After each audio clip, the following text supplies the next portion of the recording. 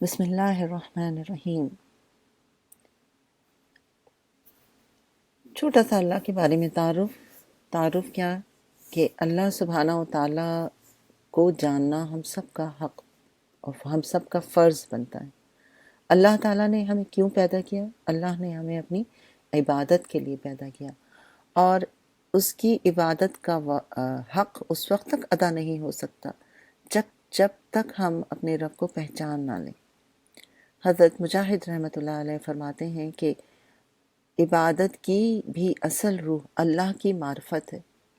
ہم اللہ پر ایمان رکھتے ہیں، لیکن اللہ کی پہچان کے بغیر نہ تو ہمارا ایمان مکمل ہوتا ہے، نہ اس کے بغیر ایمان میں اضافہ ممکن ہے۔ جس درجہ ایمان بڑھانا چاہتا ہے، جو بھی اپنے ایمان کے درجے کو بڑھانا چاہتا ہے، اسے اپنے عمل کو خوبصورت کرنا ضروری ہے، اور اس عمل کو خوبصورت کرنے کے لیے اللہ کو پہچاننا ضروری ہے۔ اور اللہ کو پہچاننا ہے تو دعا بھی دل کی گہرائیوں اور پورے یقین کے ساتھ نکلنی چاہیے، اور جو دعا جتنے یقین کے ساتھ مانگی جاتی ہے، اس کی قبولیت کا درجہ اتنا ہی زیادہ بڑھتا ہے۔ اللہ تعالیٰ کو پہچاننے کے لیے ضروری ہے کہ اسماء الحسنہ کو پہچانا جائے، اس پر غور و فکر کیا جائے، تدبر کیا جائے، اور یہی وہ چیزیں ہیں جن کے ذریعے انسان اپنے رب کو، انہی صفات کے ذریعے انسان اپنے رب کو پا سکتا ہے۔ اللہ سے دعا ہے کہ اللہ سبحانہ و تعالیٰ ان صفات کے ذریعے ہمیں اپنی معرفت عطا فرمائے۔ آمین ثم آمین یا رب العالمین۔ چلیں انشاءاللہ ہم شروع کرتے ہیں۔ الحمدللہ آج جز 16 ہی آپ کر رہے ہیں۔ سورہ مریم تک کیا تھا، ہم نے ہاف جز کر لیا تھا۔ آج ہم جو ہے سورۃ طٰہٰ جو ہے اس کو شروع کریں گے انشاءاللہ، اور سورۃ طٰہٰ کی ایک صفت جو ہے اس پہ تھوڑا سا غور و فکر کریں گے اس کو۔ چلیے بسم اللہ الرحمن الرحیم۔ سورۃ طٰہٰ مکی سورہ ہے، 8 رکوع ہیں اور 135 آیات ہیں۔ طٰہٰ ما انزلنا علیک القرآن لتشقی۔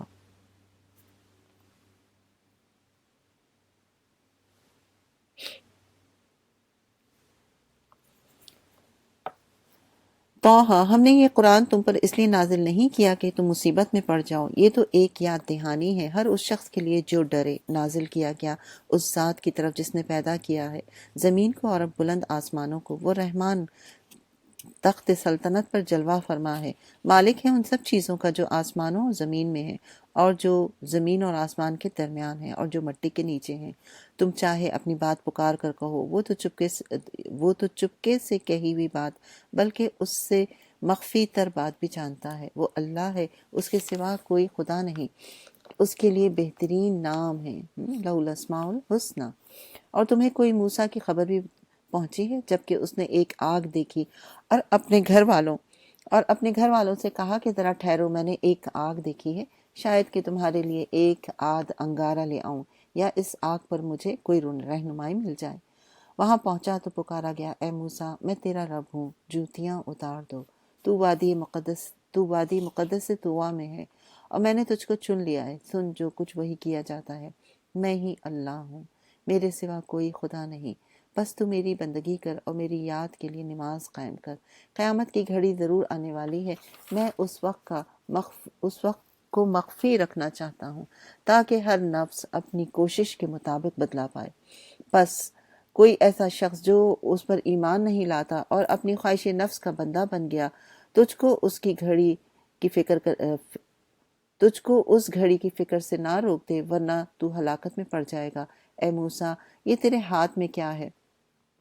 موسیٰ علیہ السلام نے جواب دیا، یہ میری لاٹھی ہے، اس پر ٹیک لگا کر چلتا ہوں، اس سے اپنی بکریوں کے لیے پتے جھاڑتا ہوں، اور بھی بہت سے کام ہیں جو میں اس سے لیتا ہوں۔ فرمایا پھینک دے اس کو موسیٰ۔ انہوں نے پھینک دیا، یکایک وہ ایک سانپ تھی جو دوڑ رہا تھا۔ فرمایا پکڑ لے اس کو اور ڈر نہیں، ہم اسے پھر ویسا ہی کر دیں گے جیسے یہ تھی، اور ذرا اپنا ہاتھ اپنے بغل میں دبا، چمکتا ہوا نکلے گا بغیر کسی تکلیف کے۔ یہ دوسری نشانی ہے، اس لیے کہ ہم نے تجھے اپنی بڑی بڑی نشانیاں دکھانے والے ہیں۔ اب تو فرعون کے پاس جا، وہ سرکش ہو گیا ہے، موسیٰ نے کہا پروردگار میرا سینہ کھول دے، میرے کام کو میرے لیے آسان کر دے، میری زبان کی گرہ کو سلجھا دے تاکہ لوگ میری بات کو سمجھ سکیں، جو آپ دعا پڑھتے ہیں رب اشرح لی صدری والی، تاکہ لوگ میری بات کو سمجھ سکیں اور میرے لیے میرے اپنے کنبے سے ایک وزیر مقرر کر دے، ہارون جو میرا بھائی ہے، اس کے ذریعے سے میرا ہاتھ مضبوط کر اور اس کو میرے کام میں شریک کر دے تاکہ ہم خوب تیری پاکی بیان کریں اور خوب تیرا چرچا کریں۔ تو ہمیشہ ہمارے حال پر نگراں رہا۔ فرمایا دیا گیا جو تو نے مانگا اے موسیٰ، ہم نے پھر ایک بار تجھ پر احسان کیا، یاد کرو وہ وقت جب کہ ہم نے تیری ماں کو اشارہ کیا تھا، ایسا اشارہ جو وحی کے ذریعے ہی کیا جاتا ہے کہ اس بچے کو صندوق میں رکھ دے اور صندوق کو دریا میں چھوڑ دے، دریا اسے ساحل پر پھینک دے گا اور اسے میرا دشمن اور اس بچے کا دشمن اٹھا لے گا۔ میں نے اپنی طرف سے تجھ پر محبت طاری کی اور ایسا انتظام کیا کہ تو میری نگرانی میں پالا جائے۔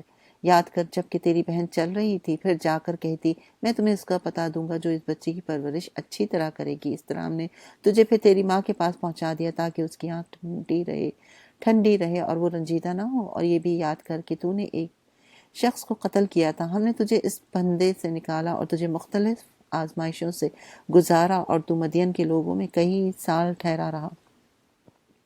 پھر اب ٹھیک اپنے وقت پر تو آ گیا اے موسیٰ، میں نے تجھ کو اپنے کام کا بنا لیا، جا تو اور تیرا بھائی میری نشانیوں کے ساتھ، اور دیکھو تم میری یاد میں تقصیر نہ کرنا، جاؤ تم دونوں فرعون کے پاس کہ وہ سرکش ہو گیا ہے، اس سے نرمی کے ساتھ بات کرنا۔ فرعون سے کہا جا رہا ہے نرمی کے ساتھ بات کر، تو سوچیں عام آدمی کے ساتھ کیسے معاملہ کرنا چاہیے ہمیں، اس سے نرمی کے ساتھ بات کرنا، شاید کہ وہ نصیحت قبول کر لے یا ڈر جائے۔ دونوں نے عرض کیا پروردگار ہمیں اندیشہ ہے کہ وہ ہم پر زیادتی کرے گا یا بل پڑے گا۔ فرمایا ڈرو مت، میں تمہارے ساتھ ہوں، سب کچھ سن رہا ہوں اور دیکھ رہا ہوں۔ جاؤ اس کے پاس اور کہو کہ ہم تیرے رب کے بھیجے ہوئے ہیں، بنی اسرائیل کو ہمارے ساتھ جانے کے لیے چھوڑ دے اور ان کو تکلیف نہ دے، ہم تیرے پاس تیرے رب کی نشانی لے کر آئے ہیں، اور سلامتی ہے اس کے لیے جو راہ راست کی پیروی کرے۔ ہم کو وحی سے بتایا گیا ہے کہ عذاب ہے اس کے لیے جو جھٹلائے اور منہ موڑے۔ فرعون نے کہا اچھا تو پھر تم دونوں کا رب کون ہے اے موسیٰ؟ موسیٰ علیہ السلام نے جواب دیا میرا رب وہ ہے جس نے ہر چیز کو اس کی ساخت بخشی، پھر اس کو راستہ بتایا۔ فرعون بولا اور پہلی جو نسلیں گزر چکی ہیں ان کی کیا حالت تھی؟ موسیٰ نے کہا اس کا علم میرے رب کے پاس ایک نوشتے میں محفوظ ہے، میرا رب نہ چوکتا ہے نہ بھولتا ہے، وہی جس نے تمہارے لیے زمین کا فرش بچھایا، اس میں تمہارے لیے چلنے کے راستے بنائے اور اوپر سے پانی برسایا، پھر اس کے ذریعے سے مختلف اقسام کی پیداوار نکالی، کھاؤ اور اپنے جانوروں کو بھی چراؤ، یقیناً اس میں بہت سی نشانیاں ہیں عقل رکھنے والوں کے لیے۔ تو پیچھے جو ہے نا آپ کی آیت 35 میں بصیر گزرا ہے، اور آگے پھر آپ کے آئے گا انشاءاللہ ابقا، وہ ہم اس پہ بات کریں گے۔ کھاؤ اپنے جانوروں کو بھی چراؤ، یقیناً اس میں نشانیاں عقل والوں کے لیے، اسی زمین میں ہم نے تم کو پیدا کیا، اسی میں ہم تمہیں واپس لے جائیں گے اور اسی سے تم کو دوبارہ نکالیں گے۔ ہم نے فرعون کو اپنی سب ہی نشانیاں دکھائیں مگر وہ جھٹلائے چلا گیا اور نہ مانا، کہنے لگا اے موسیٰ کیا تو ہمارے پاس اس لیے آیا تھا کہ اپنے جادو کے زور سے ہم کو ہمارے ملک سے نکال باہر کر دے؟ اچھا ہم بھی تیرے مقابلے میں ویسے ہی جادو لاتے ہیں، طے کر لے کب اور کہاں مقابلہ کرنا ہے، نہ ہم اس قرارداد سے پھریں گے نہ تو پھریو، کھلے میدان میں سامنے آ جا۔ موسیٰ علیہ السلام نے کہا جشن کا دن طے ہوا اور دن چڑھے لوگ جمع ہوں۔ فرعون نے پلٹ کر اپنے سارے ہتھ کنڈے جمع کیا اور مقابلے میں آ گیا۔ موسیٰ علیہ السلام نے عین موقع پر گروہ مقابل کو مخاطب کر کے کہا کہ شامت کے مارو، نہ جھوٹی تہمتیں باندھو اللہ پر، ورنہ وہ ایک سخت عذاب سے تمہارا ستیہ ناش کر دے گا۔ جھوٹ جس نے بھی گھڑا وہ نامراد ہوا۔ یہ سن کر اس کے درمیان اختلاف رائے ہو گیا، وہ چپکے چپکے باہم مشورہ کرنے لگے۔ آخر کار کچھ لوگوں نے کہا کہ یہ دونوں تو محض جادوگر ہیں، ان کا مقصد یہ ہے کہ اپنے جادو کے زور سے تم کو تمہاری زمین سے بے دخل کر دیں اور تمہارے مسئلہ طریقہ زندگی کا خاتمہ کر دیں۔ اپنی ساری تدبیریں آج اکٹھی کر لو اور ایک کر کے میدان میں آ جاؤ، بس یہ سمجھ لو کہ آج جو غالب رہا وہی جیت گیا۔ جادوگر بولے موسیٰ تم پھینکتے ہو یا پہلے ہم پھینکیں؟ موسیٰ علیہ السلام نے کہا نہیں تم ہی پھینکو۔ یکایک ان کی رسیاں اور ان کی لاٹھیاں ان کے جادو کے زور سے موسیٰ کو دوڑتی ہوئی محسوس ہونے لگی اور موسیٰ علیہ السلام اپنے دل میں ڈر گئے۔ ہم نے کہا یعنی اللہ نے کہا مت ڈر، تو ہی غالب رہے گا، پھینک جو کچھ تیرے ہاتھ میں ہے۔ ابھی ان کی ساری بناوٹی چیزوں کو نگل جاتا ہے۔ یہ جو کچھ بنا کر لائے ہیں یہ تو جادو کا فریب ہے۔ جادوگر کبھی کامیاب نہیں ہو سکتا، خواہ کسی شان سے بھی وہ آئے۔ آخر کو یہی ہوا، سارے جادوگر سجدے میں گرا دیے گئے اور پکار اٹھے، مان لیا ہم نے ہارون اور موسیٰ کے رب کو، کیونکہ انہیں معلوم ہو گیا تھا کہ یہ جادو نہیں ہے، یہ کوئی معجزہ ہے جو موسیٰ علیہ السلام لے کر آئے۔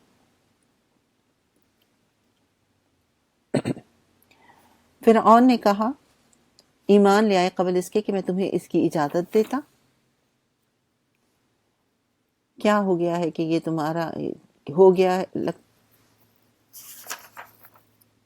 معلوم ہو گیا ہے کہ یہ تمہارا گروہ ہے جس نے تمہیں جادوگری، تمہارا گورو ہے، رائٹ، یعنی کہ لیڈر ہے، جس نے تمہیں جادوگری سکھائی۔ اچھا، اب میں تمہارے ہاتھ پاؤں مخالف سمتوں سے کٹوا دوں گا اور کھجور کے تنوں پر تم کو سولی دیتا ہوں، پھر تمہیں پتہ چلے گا کہ ہم دونوں میں سے کس کا عذاب زیادہ سخت اور دیر پا ہے، یعنی میں تمہیں زیادہ سخت سزا دے سکتا ہوں یا موسیٰ۔ جادوگروں نے جواب دیا، قسم ہے اس ذات کی جس نے ہمیں پیدا کیا، یہ ہرگز ہو نہیں سکتا کہ ہم روشن نشانیاں سامنے آ جانے کے بعد بھی صداقت پر تجھے ترجیح دیں۔ تو جو کچھ کرنا چاہے کر لے، تو زیادہ سے زیادہ بس اس دنیا کی زندگی کا فیصلہ کر سکتا ہے۔ ہم تو اپنے رب پر ایمان لے آئے تاکہ وہ ہماری خطائیں معاف کر دے اور اس جادوگری سے جس پر تو نے ہمیں مجبور کیا ہے درگزر فرمائے۔ اللہ ہی اچھا ہے اور وہی باقی رہنے والا ہے۔ واللہ خیر و ابقا، ابقا کا مطلب باقی رہنے والا۔ باقی اللہ تعالیٰ کی ایک صفت ہے جل جلالہ، باقی کا مطلب ہوتا ہے ہمیشہ ہمیشہ باقی رہنے والا۔ اور اس کی دو تعریفیں کی گئی ہیں۔ پہلی تو یہ کہ باقی جل جلالہ وہ ذات ہے جس پر اسباب زوال طاری نہیں ہو سکتا، اس کے باقی رہنے کی کوئی انتہا اور حد نہ ہو۔ اللہ رب العزت ہمیشہ باقی رہنے والے ہیں، اور باقی رہنے والی صفت جو ہے وہ ویسے تو جنت اور جہنم کی بھی ہمیں ملتی ہے، کیونکہ اللہ تعالیٰ نے اس کو ہمیشہ کے لیے بنا دیا ہے، لیکن وہ ہمیشہ سے نہیں ہے۔ اللہ تعالیٰ ازل سے ہیں اور ابد تک ہیں۔ ازل کا مطلب جو ہمیشہ سے ہو، اور ابد کا مطلب جو ہمیشہ رہے، جبکہ جہنم اور جنت اور جہنم مخلوق ہیں جو کہ پہلے موجود نہیں تھی، اور اللہ نے ان کی تخلیق کی ہے، اور اللہ کی کسی نے تخلیق نہیں کی ہے۔ دوسری تعریف اس کی یہ کی جاتی ہے کہ باقی جل جلالہ وہ ذات ہے جس کے وجود کی نہ کوئی ابتدا ہو اور نہ ہی کوئی انتہا ہو۔ بعض حضرات فرماتے ہیں کہ باقی جل جلالہ وہ ہے جو اول ہے بغیر ابتدا کے اور آخر ہے بغیر انتہا کے۔ باقی جو جل جلالہ کا مطلب یہ کہ ہر چیز فنا ہو جائے گی سوائے اللہ کی ذات کے۔ سورہ رحمان میں آپ پڑھیں گے کل من علیہا فان ویبقى وجہ ربک ذو الجلال والاکرام، زمین پر جو ہیں سب فنا ہونے والے ہیں، صرف تیرے رب کی ذات جو عزت و عظمت والی ہے باقی رہ جائے گی، رائٹ؟ یعنی زمین اور آسمان میں جو کچھ ہے، چاہے وہ جن انس ہوں فرشتے ہوں، سب کے سب جو ہیں وہ فانی ہیں، اور باقی رہنے والی ایک ہی ذات ہے، اللہ کی ذات۔ اور فانی ہونے سے مراد یہ بھی ہو سکتا ہے کہ یہ سب چیزیں اس وقت بھی اپنی ذات میں فانی ہیں، یعنی ہم میں سے کسی کو بھی دوام نہیں ہے نا، نہ ہماری صلاحیتوں کو، ایسا ہے کہ نہیں ہے، ہماری صلاحیتیں بھی ایسی نہیں ہیں کہ جو ہمیشہ باقی رہ جائیں۔ تو بعض مفسرین نے کہا کہ کل موجودات میں بقا صرف اس چیز کی جو اللہ کی جانب سے ہے، اور اس میں ذات اور صفات بھی داخل ہیں، یعنی اس میں ذات اور صفات کی طرف بھی اشارہ ملتا ہے۔ مخلوق کے اعمال و احوال میں اگر آپ دیکھیں تو جس چیز کا تعلق اللہ تعالیٰ کے ساتھ ہے وہ بھی شامل ہے، اور جس کا حاصل یہ ہوگا کہ انسان اور جن اور فرشتے جو کام کرتے ہیں وہ کام بھی فنا ہو جائیں گے، رائٹ؟ چاہے وہ دنیا کے لیے کر رہے ہوں، آخرت کے لیے بھی کر رہے ہیں، تو وہ بھی فائنلی تو فنا ہی ہو جائیں گے، اگرچہ ان کا اجر ملے گا، ان پہ جزا اور سزا ہوگی۔ تو قرآن پاک یہ بھی کہتا ہے نا کہ هو الحی لا الہ الا ہو، صرف وہی زندہ جاوید ہے، اس کے سوا کوئی عبادت اور بندگی کے لائق نہیں۔ سورہ القصص میں بھی آپ پڑھیں گے کہ اس ذات کے سوا جو کچھ ہے سب فنا ہونے والا ہے۔ تو قرآن پاک نے غور و فکر کرنے والوں اور سمجھنے والوں کے لیے ایک آسان انداز میں یہ بات کر دی، بلکہ اگر اس پر غیر مسلم بھی اس پر غور و فکر کرے نا تو ان کے لیے بھی توحید اور اسلام کے راستے جو ہیں وہ کھل سکتے ہیں اگر وہ سمجھنا چاہیں۔ تو حاصل یہ ہوا، معلوم یہ ہوا کہ اللہ کے سوا جو کچھ ہے سب فنا ہونے والا ہے۔ باقی رہنے والی اور کبھی نہ فنا ہونے والی ہستی صرف اور صرف اللہ کی ذات ہے۔ باقی سب کے سب جو ہیں وہ حاجت روا بھی ہیں اور ختم بھی ہونے والے ہیں۔ تو اللہ کی صفت باقی جل جلالہ سے تعلق پیدا کرنے کے لیے دنیا کے ہر انسان کو، مجھے اور آپ کو یہ جان لینا چاہیے کہ اب جانے والا یا تو قید خانے سے نکل کر جاتا ہے یا قید خانے میں جاتا ہے، سمجھے؟ یعنی جب انسان اس دنیا سے رخصت ہوتا ہے تو وہ یا تو قید خانے سے نکل رہا ہوتا ہے یا پھر قید خانے میں جا رہا ہوتا ہے۔ یعنی انسان نے دنیا میں اپنے دل کو قید رکھا، جس نے اپنے دل کو قید رکھا، پابندی میں باندھ کر رکھا، شرک سے بچایا، حرام سے بچایا، خیانت سے بچایا، آنکھوں کو قید میں رکھا، بد نظری سے بچایا، زبان کو قید میں رکھا، غیبت اور بدگمانی اور گالو گلوچ سے بچایا، بلکہ ذکر اور تلاوت کا پابند رکھا۔ موت آتے ہی یہ تمام اعضاء قید سے نکل کر آزاد فضا میں ہوں گے۔ اور اگر ان اعضاء کو دنیا میں آزاد رکھا ہے، کتنی مطلب بات ایک ہی ہوتی ہے لیکن لفظوں کا ہیر پھیر جو ہے نا انسان کے شعور کو بیدار کرتا ہے۔ اگر ان اعضاء کو دنیا میں آزاد رکھا، جیسے چاہو جیو، میرا جسم میری مرضی، میری زندگی میری مرضی، تو پھر جب موت آئے گی تو یہ سب کے سب قید خانے میں ہوں گے، right؟ یعنی دنیا سے ہٹ جانے والا شخص یا تو قید سے رہائی پاتا ہے یا قید میں جانے والا ہوتا ہے۔ سو انسان باقی جل جلالہ سے جتنی محبت اور تعلق کو بڑھائے گا اتنا ہی اس کے ہر فیصلے پر راضی رہے گا اور فانی چیزوں سے اس کا تعلق گھٹنے لگے گا، رائٹ؟ اور ہم دیکھتے ہیں کہ بعض اوقات انسان کو کوئی محبوب ترین چیز اس سے جدا ہو جائے جس سے اس کو اتنا افسوس ہوتا ہے کہ نہ پوچھیں اس کا حال کیا ہوتا ہے۔ تو ایسا نہیں ہونا چاہیے کہ کوئی نقصان ہو جائے یا کسی عزیز کا انتقال ہو جائے یا کسی فانی چیز پر مصیبت آ جائے تو انسان اپنے ہوش و حواس کھو بیٹھے، پریشان پھرتا رہے، اپنی زندگی کو ختم کرنے کا سوچتا رہے، بلکہ اسے یہ سوچنا چاہیے اور یہ دعا مانگنی چاہیے کہ الہی میری جن پسندیدہ چیزوں کو تو نے مجھ سے روک لیا ہے اب تو ان کے خیال سے بھی میرے دل کو خالی کر دے، ہے کہ نہیں؟ بعض اوقات کسی کی بے وفائی آپ کو تکلیف دیتی ہے، کسی کی کوئی دکھ کسی کی طرف سے پہنچا ہوا کوئی دکھ آپ کو تکلیف دیتا ہے، تو ہر وقت یہ دعا مانگنی چاہیے کہ اے اللہ، اے باقی جل جلالہ، میری قلبی حالت کو بہتر کر، میرے دل کو ان لوگوں سے یا ان کاموں سے یا ان چیزوں سے خالی کر دے جن کا میری زندگی میں وجود نہیں ہے، رائٹ؟ تو یہ دعا ہر وقت مانگے، تبھی جا کر باقی جل جلالہ سے قلبی تعلق پیدا ہو سکتا ہے اور اس فانی دنیا کی تبدیلیوں سے آپ کو غم اور افسوس جو ہے وہ نہیں ہوگا۔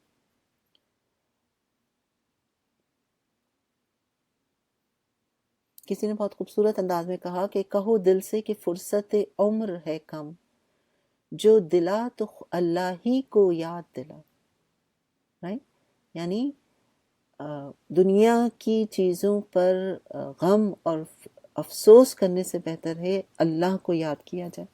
اسی لیے کہا جاتا ہے، کسی بہت ہی عقل مند شخص کی یہ تحریر ہے کہ انہوں نے کہا کہ اگر آپ کو کوئی غم بہت زیادہ لگا ہوا ہے تو آپ اپنے کمرے میں یہ چند جملوں کو لگا کر رکھیں تاکہ آپ کے لیے وہ ریمائنڈرز رہیں، کیا کہ تبدیلی اللہ کی طرف سے ہے اور ہر چیز فنا ہونی ہے، جو ہوا اچھا ہوا، جو ہو رہا ہے وہ اچھا ہو رہا ہے، جو ہوگا وہ بھی اچھا ہی ہوگا۔ تمہارا کیا ہے جو تم روتے ہو؟ تم کیا لائے تھے جو تم نے کھو دیا؟ تم نے کیا پیدا کیا تھا جو ختم ہو گیا؟ تم نے جو لیا یہیں سے لیا، جو دیا یہیں پر دیا، جو کچھ آج تمہارا ہے کل وہ کسی اور کا ہو جائے گا، ایسے ہی ہے کہ آئندہ کسی اور کا ہو جائے گا، right؟ تو اور ایک اور کہاوت ہے، کسی نے کہا کہ اے انسان تو سمجھتا ہے کہ تو ہمیشہ زندہ رہے گا؟ نہیں، ایسا نہیں ہے، بلکہ جلد دنیا تمہارا نام جو ہے زندوں کی فہرست سے نکال کر مردوں کی فہرست میں درج کر دے گی۔ والدین تمہارے مرنے پر بہت روئیں گے، بالآخر مایوس ہو کر بیٹھ جائیں گے۔ دوست، احباب، عزیز و اقارب خوب یاد کریں گے، یاد کر کے ہمیشہ کے لیے بھول جائیں گے۔ بیوی کچھ عرصے سوگوار رہے گی، لیکن چند ہی روز کے بعد وہ بھی اپنے تازہ مشاغل میں الجھ جائے گی۔ بچے یاد کریں گے، مگر آہستہ آہستہ اس کے ذہن سے تمہارا نقش محو ہو جائے گا۔ تمہاری قبر جو بڑی بلند اور خوبصورت بنائی گئی ہوگی، ایک وقت ایسا آئے گا کہ صفائی ہستی سے مٹ جائے گی۔ چند سال بعد بھولے ہوئے خواب کی مانند ہو جاؤ گے، کیونکہ ہم تو ختم ہونے والے نا، ہم باقی تو رہنے والے ہیں نہیں۔ نصف صدی، اور حقیقت ایسا ہی، نصف صدی گزر جانے کے بعد اس بات کو باور کرنا مشکل ہوگا کہ تم کبھی دنیا میں آئے بھی تھے۔ اس لیے دنیا کی فکر کرنا چھوڑو اور آخرت کی تیاری کرو، جہاں ابدی زندگی ہے، جہاں ابدی زندگی تمہارا انتظار کر رہی ہے۔ رائٹ؟ عارضی دنیا کے پیچھے پڑ کر آخرت کی دائمی زندگی کو خراب کرنا کس قدر محرومی کی بات ہے۔ اب دیکھیں لوگ جو ہیں حرام طریقے سے کماتے ہیں یا غلط کام کرتے ہیں، وہ کیا ہے، وقتی فائدہ ہوتا ہے، لیکن آخرت خراب ہو جاتی ہے اس سے، رائٹ؟ اسی لیے ہمارے نبی صلی اللہ علیہ وآلہ وسلم جو ہے وفات کے وقت کیا دعا مانگ رہے تھے، یاد ہے؟ پڑھتے ہیں آپ لوگ؟ اللہم اغفر لی وارحمنی والحقنی بالرفیق الاعلیٰ، اے اللہ مجھے بخش دیجئے، مجھ پر رحم کیجئے اور مجھے رفیق اعلیٰ سے ملا دیجئے، رائٹ؟ حضرت صالح رحمۃ اللہ علیہ کہتے ہیں کہ ایک دن حضرت علی بن ابی طالب نے اللہ تعالیٰ کی حمد و ثنا بیان کی، پھر نبی صلی اللہ علیہ وسلم پر درود بھیجا، پھر فرمایا اللہ کے بندو، دنیاوی زندگی تمہیں دھوکے میں نہ ڈالے، کیونکہ یہ ایسا گھر ہے جو بلاؤں سے گھرا ہوا ہے، جس کا ایک دن فنا ہو جانا مشہور ہے، جس کی خاص صفت بد عہدی ہے، اس میں جو کچھ ہے وہ زوال پذیر ہے۔ دنیا اپنی جگہ بدلتی رہتی ہے، کبھی کسی کے پاس اور کبھی کسی کے پاس، اور ایسا ہی ہے۔ اس کو ایسے سمجھے نا، جیسے ہوتا ہے کہ ابھی کہیں ہم بات کر رہے تھے کہ ان کی امی کا ایک جیولری کا سیٹ ہے اور وہ ان کے پاس ہے، اور اب وہ سوچ رہی ہیں کہ وہ اپنی آگے بہو کو دے دیں، بیٹیاں نہیں ہیں تو اب سوچتی ہیں بہو کو دیں تو کس بہو کو دیں۔ تو میں یہ سوچ رہی تھی کہ واقعی چیزیں کیا ہیں، چیزیں باقی رہ جاتی ہیں، اور انسان تو فنا ہونے والا ہے، اللہ کی ذات ہے بس باقی۔ یہ دنیا تو رہتی ہے اپنی جگہ پر، لیکن چیزیں ادھر سے ادھر ٹرانسفر ہو رہی ہوتی ہیں۔ یہ ہے انسان کی حیثیت۔ تو جو کچھ ہمارے پاس دنیا میں ہے وہ ختم ہو جائے گا، خواہ وہ جاتا رہے یا ہم مر جائیں گے، لیکن ہمیشہ جو رہنے والی ہستی ہے، ذات ہے، وہ اللہ تعالیٰ کی ہے۔ تو گویا اس اسم سے تعلق قائم کرنے والے کو چاہیے کہ دنیا میں ایسا رہے جیسے کہ وہ مسافر ہے۔ اس کی اصل منزل کیا ہے؟ آخرت۔ دنیا کی چیزیں فانی ہیں، دل نہ لگائے، باقی جل جلالہ سے تعلق مضبوط رہے، اور ذہن میں رہے کہ انسان ذہن میں رکھے کہ یہ گھر، یہ جگہ، یہ چیزیں، یہ لوگ، کچھ بھی باقی نہیں رہنے والا، سب کا سب جو ہے وہ ختم ہو جائے گا ایک دن۔ چلیے الحمدللہ، انشاءاللہ آگے بڑھتے ہیں۔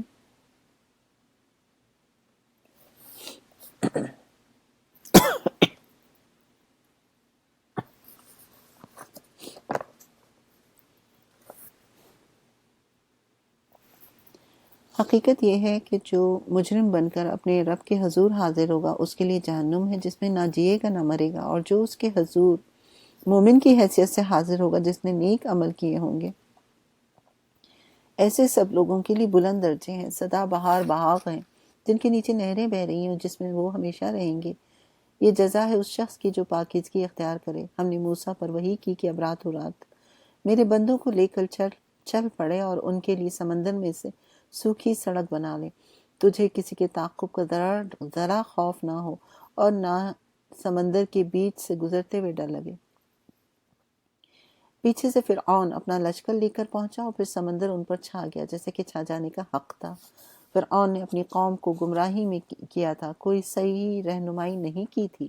اے بنی اسرائیل، ہم نے تم کو تمہارے دشمن سے نجات دی اور طور کے دائیں جانب تمہاری حاضری کے لیے وقت مقرر کیا اور تم پر من و سلوہ اتارا۔ کھاؤ ہمارا دیا ہوا پاک رزق اور اسے کھا کر سرکشی نہ کرو، ورنہ تم پر میرا غضب ٹوٹ پڑے گا۔ اور جس پر میرا غضب ٹوٹا وہ پھر کر ہی رہا، البتہ جو توبہ کر لے اور ایمان لائے اور نیک عمل کرے پھر سیدھا چلتا رہے، اس کے لیے میں بہت درگزر کرنے والا ہوں۔ اور کیا چیز تمہیں اپنے قوم سے پہلے لے آئی موسیٰ؟ اس نے عرض کیا، وہ بس میرے پیچھے ہی آ رہی ہیں۔ جب موسیٰ علیہ السلام ملنے گئے اللہ تعالیٰ سے کچھ اور لوگوں کے ساتھ، اس وقت کی بات اب اس وقت کی بات ہو رہی ہے۔ اس نے کہا وہ سب میرے پیچھے ہی آ رہے ہیں، میں جلدی کر کے تیرے حضور آ پہنچا اے میرے رب، تاکہ تو مجھ سے خوش ہو جا۔ فرمایا اچھا تو سنو، ہم نے تمہارے پیچھے تمہاری قوم کو آزمائش میں ڈال دیا اور سامری نے انہیں گمراہ کر ڈالا۔ موسیٰ علیہ السلام سخت غصے اور رنج کی حالت میں اپنی قوم کی طرف پلٹے۔ جا کر اس نے کہا، اے میری قوم کے لوگوں، کیا تمہارے رب نے تم سے اچھے وعدے نہیں کیے تھے؟ کیا تمہیں دن لگ گئے تھے؟ یا تم اپنے رب کا غضب ہی اپنے اوپر لانا چاہتے تھے کہ تم نے مجھ سے وعدہ خلافی کی؟ انہوں نے جواب دیا کہ ہم نے آپ سے وعدہ خلافی کچھ اپنے اختیار سے نہیں کی، معاملہ یہ ہوا کہ لوگوں کے زیورات کے بوجھ سے ہم لد گئے تھے اور ہم نے بس ان کو پھینک دیا۔ پھر اسی طرح سامری نے بھی کچھ ڈالا، ان کے لیے ایک بچڑے کی مورت بنا کر نکالا جس میں سے بیل کی سی آواز نکلتی تھی۔ لوگ پکار اٹھے، یہی تو ہے تمہارا خدا اور موسیٰ کا خدا، موسیٰ اسے بھول گئے ہیں؟ کیا وہ دیکھتے نہ تھے کہ نہ وہ ان کی بات کا جواب دیتا ہے اور نہ ان کے نفع و نقصان کا کچھ اختیار رکھتا ہے؟ ہارون یعنی موسیٰ کے آنے سے پہلے ہی ان سے کہہ چکا تھا کہ لوگوں تم اس کی وجہ سے فتنے میں پڑ گئے ہو، تمہارا رب تو رحمان ہے، بس تم میری پیروی کرو، میری بات مانو۔ مگر انہوں نے اس سے کہہ دیا کہ ہم تو اس کی پرستش کرتے رہیں گے جب تک کہ موسیٰ واپس نہ آ جائیں۔ موسیٰ علیہ السلام قوم کو ڈانٹنے کے بعد ہارون کی طرف پلٹے اور بولے، ہارون تم نے جب دیکھا تھا کہ یہ گمراہ ہو رہے ہیں تو کس چیز نے تمہارا ہاتھ پکڑا تھا کہ میرے طریقے پر عمل نہ کرو؟ کیا تم نے میرے حکم کی خلاف ورزی نہ کی؟ ہارون نے جواب دیا، اے میری ماں کی بیٹی، میری داڑھی نہ پکڑ، نہ میرے سر کے بال کھینچ۔ مجھے اس بات کا ڈر تھا کہ تو آ کر کہے گا کہ تم نے بنی اسرائیل میں پھوٹ ڈال دی اور میری بات کا پاس نہ کیا۔ موسیٰ علیہ السلام نے کہا، اے سامری تیرا کیا معاملہ ہے؟ اس نے جواب دیا، میں نے وہ چیز دیکھی جو ان لوگوں کو نظر نہ آئی، بس میں نے رسول کے نقش قدم سے ایک مٹھی اٹھا لی اور اس کو ڈال دیا۔ یہ اپنے نفس کی باتیں کر رہا تھا کہ اس نے کچھ دیکھا ہے ایسی چیز، جبکہ ایسا کچھ بھی نہیں تھا۔ اس نے کہا کہ میرے نفس نے مجھے کچھ ایسا ہی سجھایا۔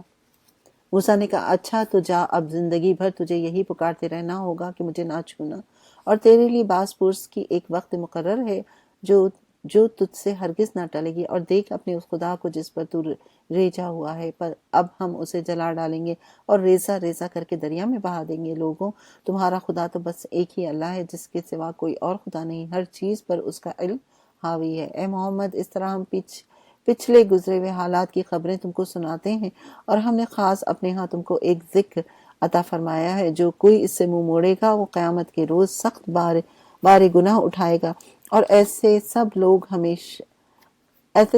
ہمیشہ اس کے وبال میں گرفتار رہیں گے، اور قیامت کے دن ان کے لیے بڑا تکلیف دہ بوجھ ہوگا۔ اس دن جب کہ سور پھونکا جائے گا اور ہم مجرموں کو اس حال میں گھیر لائیں گے کہ ان کی آنکھیں پتھرائی ہوئی ہوں گی، آپس میں چپکے چپکے کہیں گے کہ دنیا میں ہی مشکل ہی سے ہم نے کوئی 10 دن گزارے ہوں گے۔ ہمیں خوب معلوم ہے کہ وہ کیا باتیں کر رہے ہوں گے۔ ہم یہ بھی جانتے ہیں کہ اس وقت ان میں سے جو زیادہ سے زیادہ محتاط اندازہ لگانے والا ہوگا وہ کہے گا کہ نہیں، تمہاری دنیا کی زندگی بس ایک دن کی تھی۔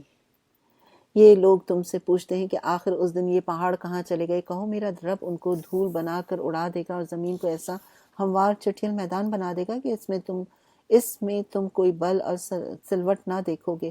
اس روز سب لوگ منادی کے پکار پر سیدھے چلے آئیں گے، کوئی ذرا اکڑ نہ دکھا سکے گا، اور آواز رحمان کے آگے دب جائیں گی۔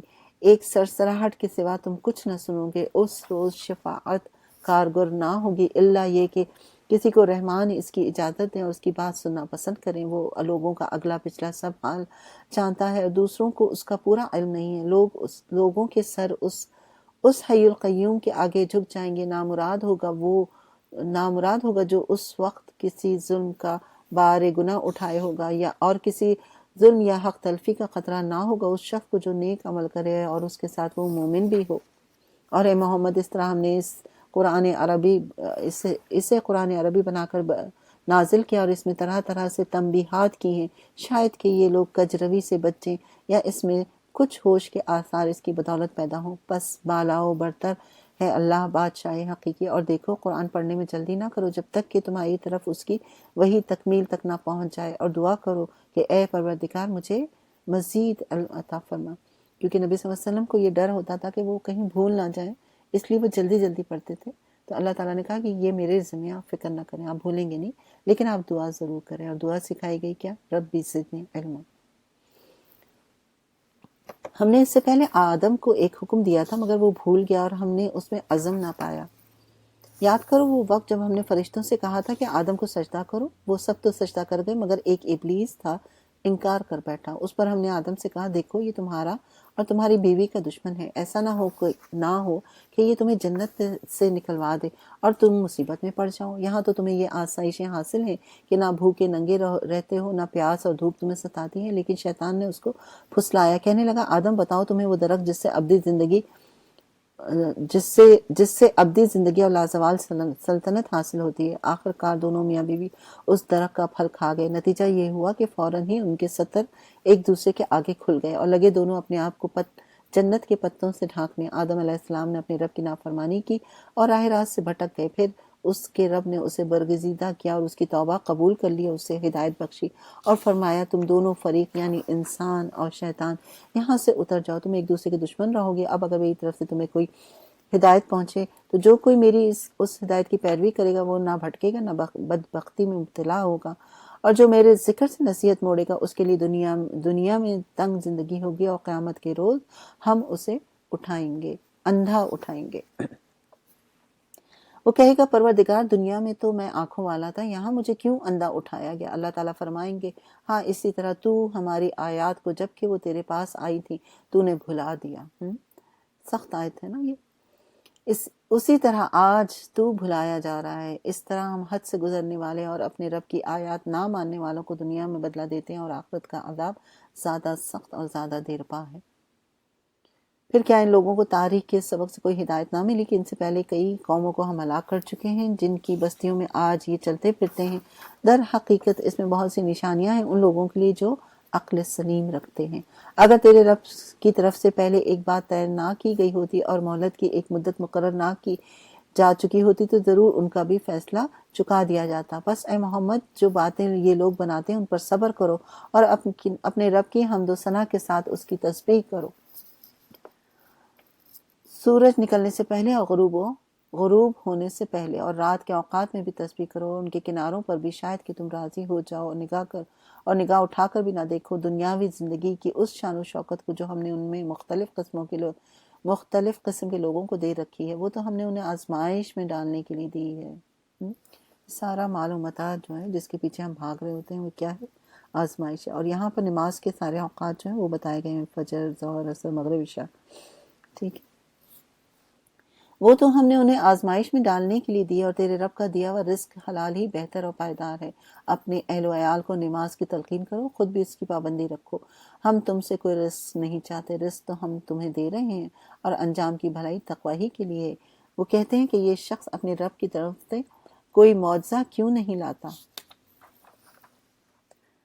اور کیا ان کے پاس اگلے صحیفوں کی تمام تعلیمات کا بیان واضح نہیں آ گیا؟ اگر ہم اس کے آنے سے پہلے ان کو کسی عذاب سے ہلاک کر دیتے تو یہی لوگ کہتے کہ اے پروردگار تو نے ہمارے پاس کوئی رسول کیوں نہ بھیجا؟ ذلیل و رسوا ہونے سے پہلے ہی ہم تیری آیات کی پیروی کر لیتے۔ اے محمد ان سے کہو ہر ایک انجام کار کے انتظار میں ہے، پس اب منتظر رہو، عنقریب تمہیں معلوم ہو جائے گا کہ کون سیدھی راہ چلنے والے ہیں اور کون ہدایت یافتہ ہیں۔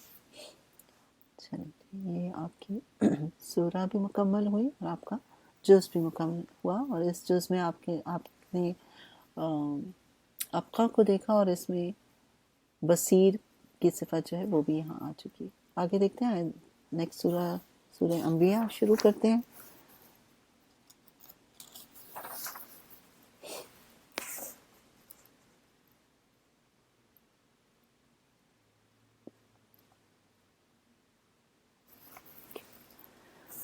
سورۃ الانبیاء مکی صورت ہے، 7 رکوع ہیں اور 112 آیات ہیں۔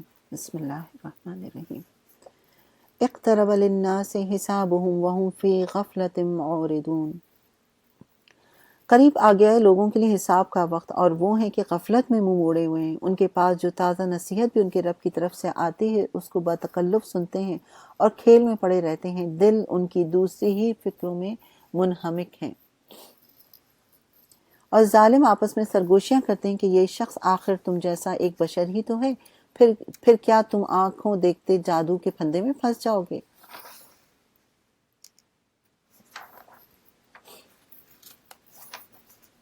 رسول نے کہا میرا رب ہر اس بات کو جانتا ہے جو آسمان و زمین میں کی جائے، وہ سمیع علیم ہے۔ انڈرلائن کیجئے، یہ 2 صفات یہاں پر آئی ہیں۔ انشاءاللہ ان صفات کو بھی میں انڈیویجلی الگ سے آپ کو ایکسپلین کروں گی، لیکن وہ ایسے الفاظ جو بہت کم آ رہے ہیں پہلے اس کو کور کرتے ہیں، پھر آگے جا کے انشاءاللہ، ابھی تو تقریباً آدھا جز باقی ہے، آدھا قرآن باقی ہے ہمارے پاس۔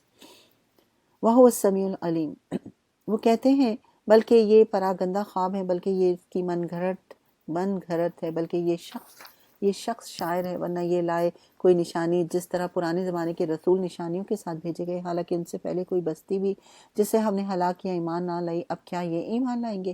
اور اے محمد تم سے پہلے بھی ہم نے انسانوں ہی کو رسول بنا کر بھیجا تھا جن پر ہم وحی کیا کرتے تھے، تم لوگ اگر علم نہیں رکھتے تو اہل کتاب سے پوچھ لو، ان رسولوں کو ہم نے کوئی ایسا جسم نہیں دیا تھا کہ وہ کھاتے نہ ہوں اور نہ وہ سدا جینے والے تھے، پھر دیکھ لو کہ آخرکار ہم نے ان کے ساتھ اپنے وعدے پورے کیے اور انہیں اور جس کو ہم نے چاہا بچا لیا اور حد سے گزر جانے والوں کو ہلاک کر دیا۔ لوگوں ہم نے تمہاری طرف ایک ایسی کتاب بھیجی ہے جس میں تمہارا ہی ذکر ہے، کیا تم سمجھتے نہیں ہو؟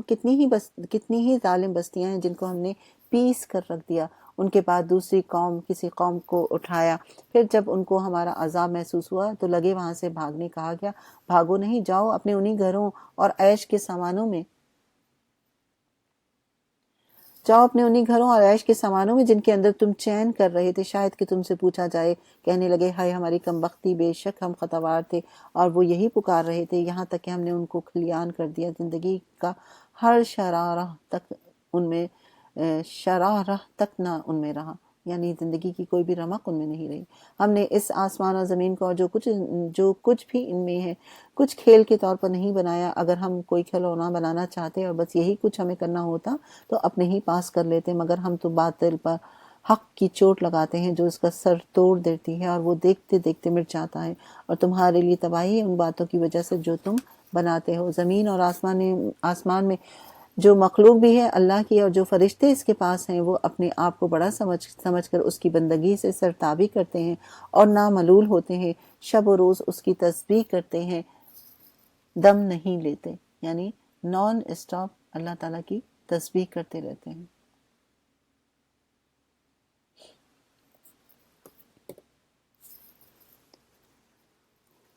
کیا ان لوگوں کے بنائے ہوئے عارضی خدا ایسے ہیں کہ بے جان کو جان بخش کر اٹھا کھڑا کر دیں؟ اگر آسمان اور زمین میں ایک اللہ کے سوا دوسرا خدا بھی ہوتے تو آسمان اور زمین دونوں کا نظام بگڑ جاتا۔ پس پاک ہے اللہ رب العزت ان باتوں سے جو یہ لوگ بنا رہے ہیں، وہ اپنے کاموں کے لیے کسی کے آگے جواب دہ نہیں ہیں اور سب جواب دہ ہیں۔ کیا اسے چھوڑ کر انہوں نے دوسرے کو خدا بنا لیے ہیں؟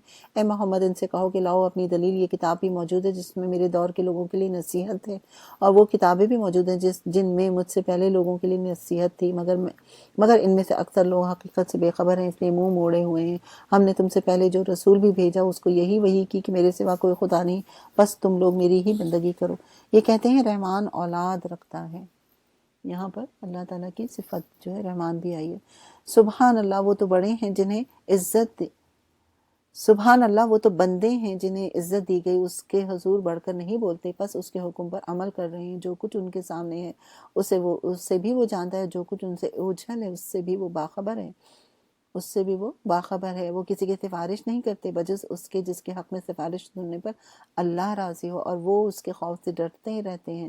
اور جو ان میں سے کوئی کہتے کہ اللہ کے سوا میں بھی ایک خدا ہوں تو اسے ہم جہنم کی سزا دیں گے، ہمارے ہاں ظالموں کا یہی بدلہ ہے۔ کیا وہ لوگ جنہوں نے اپنے نبی کی بات ماننے سے انکار کر دیا غور نہیں کرتے کہ یہ سب آسمان اور زمین باہم ملے ہوئے تھے، پھر ہم نے انہیں جدا کیا اور پانی سے ہر زندہ چیز پیدا کی؟ کیا وہ ہمارے اس خلاقی کو نہیں مانتے؟ اور یہ چیز جو ہے سائنس سے بھی پروون ہے کہ زمین اور آسمان جو ہے ملے ہوئے تھے۔ اور ہم نے زمین میں پہاڑ جما دیے تاکہ وہ انہیں لے کر ڈھلک نہ جائے، اور اس میں کشادہ راہیں بنائیں شاید کہ لوگ اپنا راستہ معلوم کر لیں، اور ہم نے آسمان کو ایک محفوظ چھت بنایا، مگر یہ ہے کہ اس کی نشانیوں کی طرف توجہ نہیں دیتے۔ اور وہ اللہ ہی ہے جس نے رات اور دن بنائے، سورج اور چاند کو پیدا کیا، سب ایک ایک فلک میں تیر رہے ہیں۔ اب یہ ساری جو ہے دیکھیں گلیکسی کی باتیں یہاں پر کی جا رہی ہیں، ہزاروں سال پہلے کر دی گئی، اللہ تعالیٰ نے پہلے ہی بتا دیا۔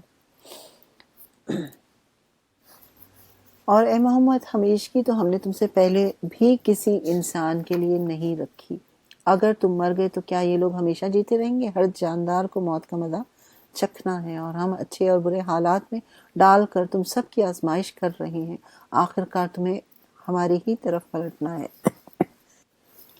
یہ منکرین حق جب تمہیں دیکھتے ہیں تو تمہارا مذاق بنا لیتے ہیں، کہتے ہیں کیا یہ ہے وہ شخص جو تمہارے خداؤں کا ذکر کرتا ہے؟ اور ان کا اپنا حال یہ ہے کہ رحمان کے ذکر سے منکر ہیں۔ اللہ انسان جلد باز مخلوق ہے، انسان جلد باز مخلوق ہے۔ ابھی میں تم کو اپنی نشانیاں دکھائی دیتا ہوں، جلدی نہ مچاؤ۔ یہ لوگ کہتے ہیں آخر یہ دھمکی کب پوری ہوگی؟ اگر تم سچے ہو کاش ان کافروں کو اس وقت کا کچھ علم ہوتا جبکہ یہ نہ اپنے منہ آگ سے بچا سکیں گے، نہ اپنی پیٹھیں، اور نہ ان کو کہیں سے مدد پہنچے گی۔ وہ بلا اچانک آئے گی اور انہیں اس طرح یکلخت دبوچ لے گی کہ یہ نہ اس کو دفع کر سکیں گے اور نہ ان کو لمحہ بھر مہلت مل سکے گی۔ مذاق تم سے پہلے بھی رسولوں کا اڑایا جا چکا ہے، مگر ان کا مذاق اڑانے والے اس چیز کے پھیرے میں آ کر رہے جس کا وہ مذاق اڑایا کرتے تھے، یعنی کہ وہ جو مذاق بناتے تھے وہ چیز، اسی چیز کا ان پر عذاب آ بھی گیا فائنلی۔ اے محمد ان سے کہو کون ہے جو رات کو یا دن کو تمہیں رحمان سے بچا سکتا ہو، مگر یہ اپنے رب کی نصیحت سے منہ موڑ رہے ہیں۔ کیا یہ کچھ ایسے خدا رکھتے ہیں جو ہمارے مقابلے میں ان کی حمایت کریں؟ وہ تو نہ خود اپنی مدد کر سکتے ہیں، نہ ہماری ہی تائید ان کو حاصل ہے۔ اصل بات یہ ہے کہ ان لوگوں کو اور ان کے آباء و اجداد کو ہم زندگی کا سر و سامان دیے چلے گئے، یہاں تک کہ ان کو دن لگ گئے، مگر کیا انہیں نظر نہیں آتا کہ ہم زمین کو مختلف سمتوں سے گھٹاتے چلے آ رہے ہیں؟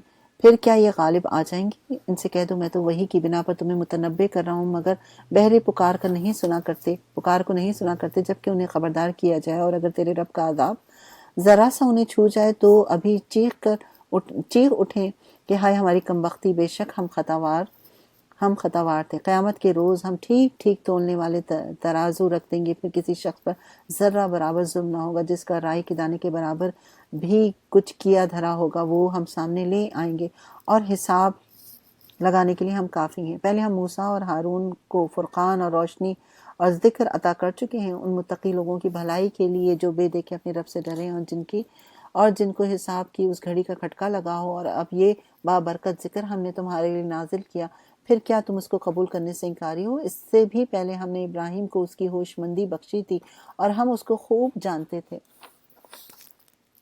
یاد کرو وہ موقع جب اس نے اپنے رب اور اپنی قوم سے کہا کہ یہ مورتیں کیسی ہیں جن کے تم گرویدہ ہو رہے ہو؟ انہوں نے جواب دیا ہم نے اپنے باپ دادا کو ان کی عبادت کرتے ہوئے پایا۔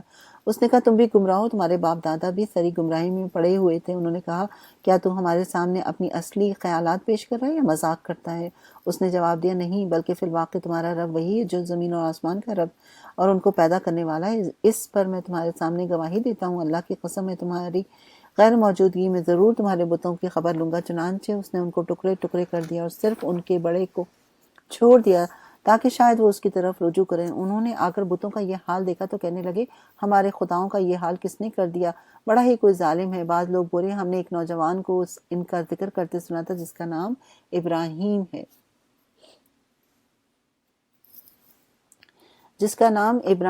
انہوں نے کہا تو پکڑ لاؤ اس سے سب کے سامنے تاکہ لوگ دیکھ لیں کہ اس کی کیسی خبر لی جاتی ہے۔ ابراہیم کے آنے پر انہوں نے پوچھا کیوں ابراہیم تو نے ہمارے خداؤں کے ساتھ یہ حرکت کی ہے؟ اس نے جواب دیا بلکہ یہ سب کچھ ان کے سردار نے کیا ہے، انہی سے پوچھ لو اگر یہ بولتے ہوں۔ یہ سن کر وہ لوگ اپنے ضمیر کی طرف پلٹے اور اپنے دلوں میں کہنے لگے واقعی ہم خود ہی ظالم ہیں۔ مگر پھر ان کی مت پلٹ گئی، یعنی مت ماری گئی، جس کو ہم اپنے آسان لفظوں میں کہتے ہیں۔ مگر پھر ان کی مت پلٹ گئی اور بولے تو جانتا ہے کہ یہ بولتے نہیں۔ ابراہیم نے کہا کیا تم اللہ کو چھوڑ کر ان چیزوں کو پوج رہے ہو جو نہ تمہیں نفع پہنچانے پر قادر ہے نہ نقصان پہ؟ تف ہے تم پر اور تمہارے ان معبودوں پر جن کی تم اللہ کو چھوڑ کر پوجا کر رہے ہو، کیا تم کچھ بھی عقل نہیں رکھتے؟ انہوں نے کہا جلا ڈالو اس کو اور حمایت کرو اپنے خداؤں کی اگر تمہیں کچھ کرنا ہے۔ ہم نے کہا اے آگ ٹھنڈی ہو جا اور سلامتی بن جائے ابراہیم پر۔ وہ چاہتے تھے ابراہیم کے ساتھ برائی کریں مگر ہم نے ان کو بری طرح ناکام کر دیا، اور ہم اس سے اور لوط کو بچا کر، یعنی ان کے ساتھ ان کے یہ بھتیجے ہی تھے بس جو ایمان لے کر آئے تھے، اور ہم اسے اور لوط کو بچا کر اس سرزمین کی طرف نکال لے گئے جس میں ہم نے دنیا والوں کے لیے برکتیں رکھی ہیں۔ شام اور فلسطین کی زمین کی طرف اشارہ ہے۔ اور ہم نے اسے اسحاق عطا کیا اور یعقوب اس پر مزید، اور ہر ایک کو صالح بنایا، اور ہم نے ان کو امام بنایا جو ہمارے حکم سے رہنمائی کرتے تھے، اور ہم نے انہیں وحی کے ذریعے سے نیک کاموں کی اور نماز قائم کرنے اور زکوٰۃ دینے کی ہدایت کیا، اور وہ ہمارے عبادت گزار تھے۔ اور لوط کو ہم نے حکم اور علم بخشا اور اسے اس بستی سے بچا کر نکال دیا جو بدکاریاں کرتی تھیں، در حقیقت وہ بڑی ہی بری فاسق قوم تھی، اور لوط کو ہم نے اپنی رحمت میں داخل کیا، وہ صالح لوگوں میں سے تھا۔ اور یہی نعمت ہم نے نوح کو دی، یاد کرو جبکہ ان سب سے پہلے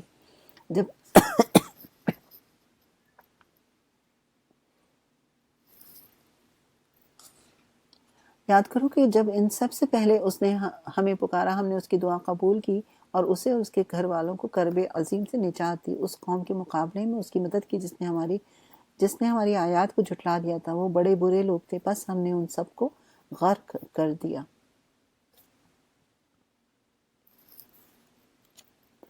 اور اسی نعمت سے ہم نے داؤد اور سلیمان کو سرفراز کیا۔ یاد کرو وہ موقع جبکہ وہ دونوں ایک کھیت کے مقدمے میں فیصلہ کر رہے تھے جس میں رات کے وقت دوسرے لوگوں کی بکریاں پھیل گئیں اور ہم ان کی عدالت خود دیکھ رہے تھے۔ اس وقت ہم نے صحیح فیصلہ سلیمان کو سمجھا دیا، حالانکہ حکم اور علم ہم نے دونوں ہی کو عطا کیا تھا۔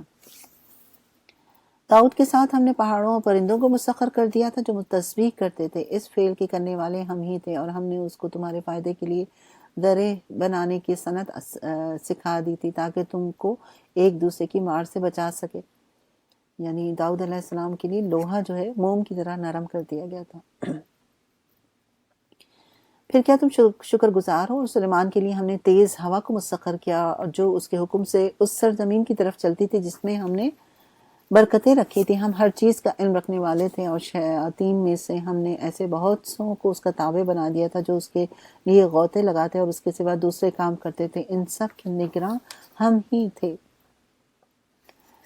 اور یہی ہوش مندی اور حکم و علم کی نعمت ہم نے ایوب کو دی۔ یاد کرو جب اس نے اپنے رب کو پکارا کہ مجھے بیماری لگ گئی اور تو ارحم الراحمین ہے۔ یہ صفات جو ہیں یہاں پر اللہ تعالیٰ کی آتی ہیں، ارحم الراحمین، انڈرلائن کر لیں آپ اس کو۔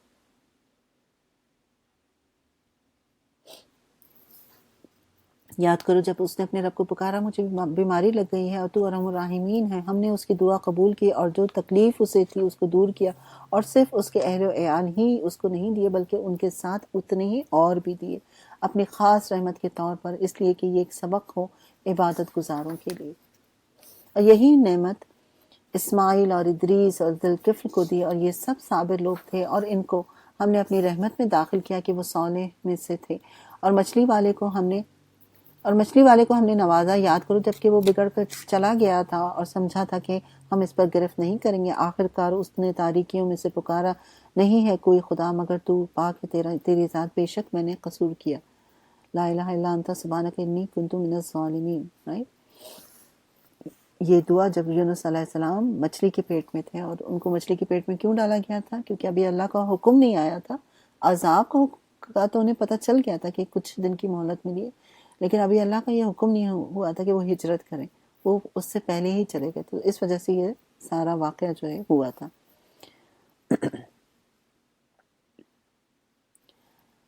آخر کو اس نے تاریکیوں میں پکارا، نہیں ہے کوئی الہ مگر تو، پاک ہے تیری ذات، بے شک میں نے قصور کیا۔ تب ہم نے اس کی دعا قبول کی اور غم سے اس کو نجات بخشی، اور اس طرح ہم مومنوں کو بچا لیا کرتے ہیں۔ اور زکریا کو جب اس نے اپنے رب کو پکارا، اے پروردگار مجھے اکیلا نہ چھوڑ، اور بہترین وارث تو ہی ہے۔ یہ بھی ایک صرف جو ہے اللہ تعالیٰ کی ہے۔ آئیے وارث، انشاءاللہ اس کو بھی ہم آگے دیکھیں گے کہیں۔ پس ہم نے اس کی دعا قبول کی، اسے یحییٰ عطا کیا اور اس کی بیوی کو اس کے لیے درست کر دیا۔ یہ لوگ نیکی کے کاموں میں دوڑ دھوپ کرتے تھے اور ہمیں رغبت اور خوف کے ساتھ پکارتے تھے اور ہمارے آگے جھکے ہوئے تھے۔ اور وہ خاتون جس نے اپنی عصمت کی حفاظت کی تھی، ہم نے اس کے اندر اپنی روح پھونکا اور اسے اور اس کے بیٹے کو دنیا بھر کے لیے نشانی بنا دیا۔ بی بی مریم کی طرف اشارہ ہے۔ یہ تمہاری امت حقیقت میں ایک ہی امت ہے اور میں تمہارا رب ہوں، پس تم میری عبادت کرو۔ مگر یہ لوگوں کی کارستانی ہے کہ انہوں نے آپس میں اپنے دین کو ٹکڑے ٹکڑے کر ڈالا۔ سب کو ہماری طرف پلٹنا ہے، پھر جو نیک عمل کرے گا اس حال میں کہ وہ مومن ہو تو اس کے کام کی ناقدری نہ ہوگی، اور اسے ہم لکھ رہے ہیں۔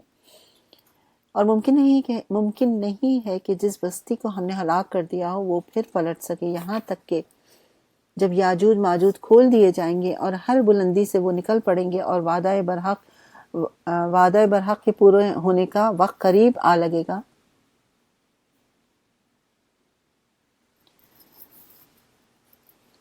تو یکایک ان لوگوں کے دیدے پھٹے کے پھٹے رہ جائیں گے جنہوں نے کفر کیا، کہیں گے ہائے ہماری کم بختی، ہم اس چیز کی طرف سے غفلت میں پڑے رہے، بلکہ ہم خطا کار تھے۔ بے شک تم اور تمہارے وہ معبود جنہیں تم پوچھتے ہو جہنم کا ایندھن ہے، وہی تم کو جانا ہے۔ اگر یہ واقعی خدا ہوتے تو وہاں نہ جاتے، اب سب کو ہمیشہ اسی میں رہنا ہے۔ وہاں وہ پھنکارے ماریں گے اور حال یہ ہوگا کہ ان میں کان پڑی آواز نہ سنائی دے گی۔ رہے وہ لوگ جن کے لیے ہماری طرف سے بھلائی کا پہلے ہی فیصلہ ہو چکا ہے تو وہ یقیناً اس سے دور رکھے جائیں گے، اس کی سرسراہٹ تک نہ سنیں گے، اور وہ ہمیشہ ہمیشہ اپنی من بھاتی چیزوں کے درمیان رہیں گے۔ وہ انتہائی گھبراہٹ کا وقت ہوگا، ان کو ذرا پریشان نہ کرے گا، اور ملائکہ بڑھ کر ان کو ہاتھوں ہاتھ لیں گے۔ یہ تمہارا وہی دن ہے جس کا تم سے وعدہ کیا جاتا ہے، وہ دن جب کہ آسمان کو ہم یوں لپیٹ کر رکھ دیں گے جیسے تومار میں اوراق لپیٹ دیے جاتے ہیں۔ جس طرح پہلے ہم نے تخلیق کی ابتدا کی تھی اسی طرح ہم پھر اس کا اعادہ کریں گے۔ یہ ایک وعدہ ہے ہمارے ذمہ، اور یہ کام ہمیں بہرحال کرنا ہے۔ اور زبور میں ہم نصیحت کے بعد یہ لکھ چکے ہیں کہ زمین کے وارث ہمارے نیک بندے ہوں گے۔ اس میں ایک بڑی خبر ہے عبادت گزاروں کے لیے۔ اے محمد، ہم نے جو تم کو بھیجا ہے یہ تو دراصل دنیا والوں کے حق میں رحمت ہے۔ وما ارسلناک الا رحمۃ للعالمین۔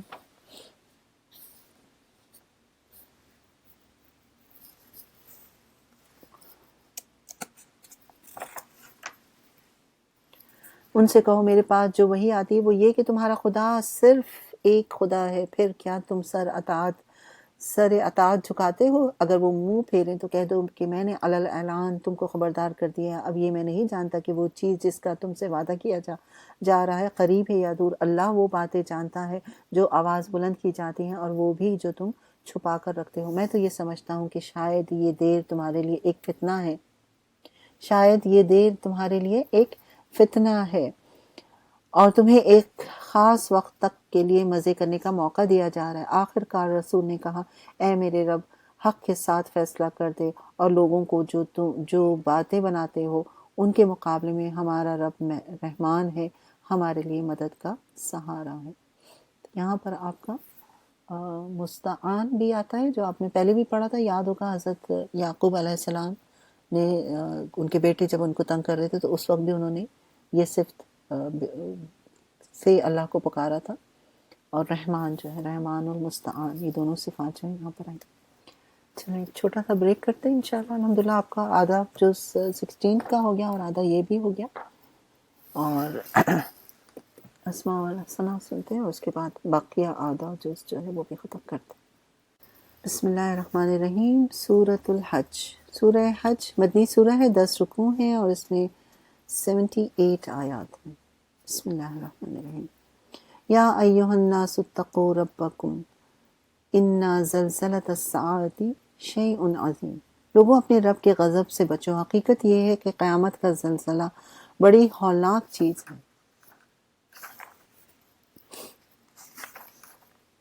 جس روز تم اسے دیکھو گے حال یہ ہوگا کہ ہر دودھ پلانے والی اپنے دودھ پیتے بچے سے غافل ہو جائے گی، ہر حاملہ کا حمل گر جائے گا، اور لوگ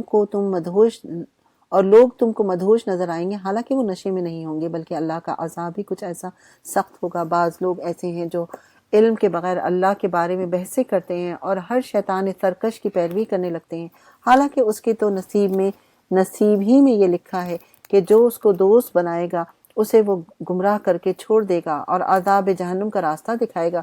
لوگوں، اگر تمہیں زندگی بعد موت کے میں کچھ شک ہے تو تمہیں معلوم ہوگا کہ ہم نے تم کو مٹی سے پیدا کیا، پھر نطفے سے، پھر خون کے لوتھڑے سے، پھر گوشت کی بوٹی سے، جو شکل والی بھی ہوتی ہے اور بے شکل بھی ہوتی ہے۔ یہ ہم اس لیے بتا رہے ہیں تاکہ تم پر حقیقت واضح کریں۔ ہم جس نطفے کو چاہتے ہیں ایک وقت خاص تک رحموں میں ٹھہرائے رکھتے ہیں، پھر تم کو ایک بچے کی صورت میں نکال لاتے ہیں، پھر تمہیں پرورش کرتے ہیں تاکہ تم اپنی پوری جوانی کو پہنچو، اور تم میں سے کوئی پہلے ہی واپس بلا لیا جاتا ہے اور کوئی بدترین عمر کی طرف پھیر دیا جاتا ہے، تاکہ سب کچھ جاننے کے بعد کچھ نہ جانے۔ اور تم دیکھتے ہو کہ زمین سوکھی پڑی ہے، پھر جہاں ہم نے اس پر مینا برسایا کہ یکایک وہ بھپک اٹھی اور پھول گئی، اور اس نے ہر قسم کی خوش منظر نباتات اگلنی شروع کر دی۔ یہ سب کچھ اس وجہ سے ہے کہ اللہ ہی حق ہے، اور وہ مردوں کو زندہ کرتا ہے، اور وہ ہر چیز پر قادر ہے، قدیر۔ آیت نمبر 6 میں اس کو انڈرلائن کیجئے۔ وہ ہر چیز پر قادر ہے، اور اس بات پر دلیل ہے کہ قیامت کی گھڑی آ کر رہے گی، اس میں کسی شک کی گنجائش نہیں۔ اللہ ضرور ان لوگوں کو اٹھائے گا جو قبروں میں جا چکے ہیں۔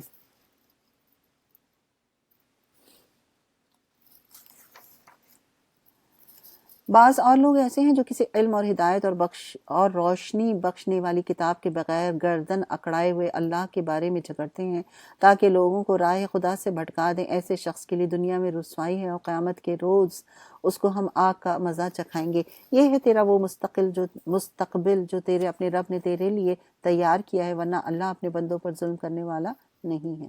اور لوگوں میں کوئی ایسا ہے جو کنارے پر رہ کر اللہ کی بندگی کرتا ہے، اگر فائدہ ہوا تو مطمئن ہو گیا، اور جو کوئی مصیبت آ گئی تو الٹا پھر گیا، اس کی دنیا بھی گئی اور آخرت بھی۔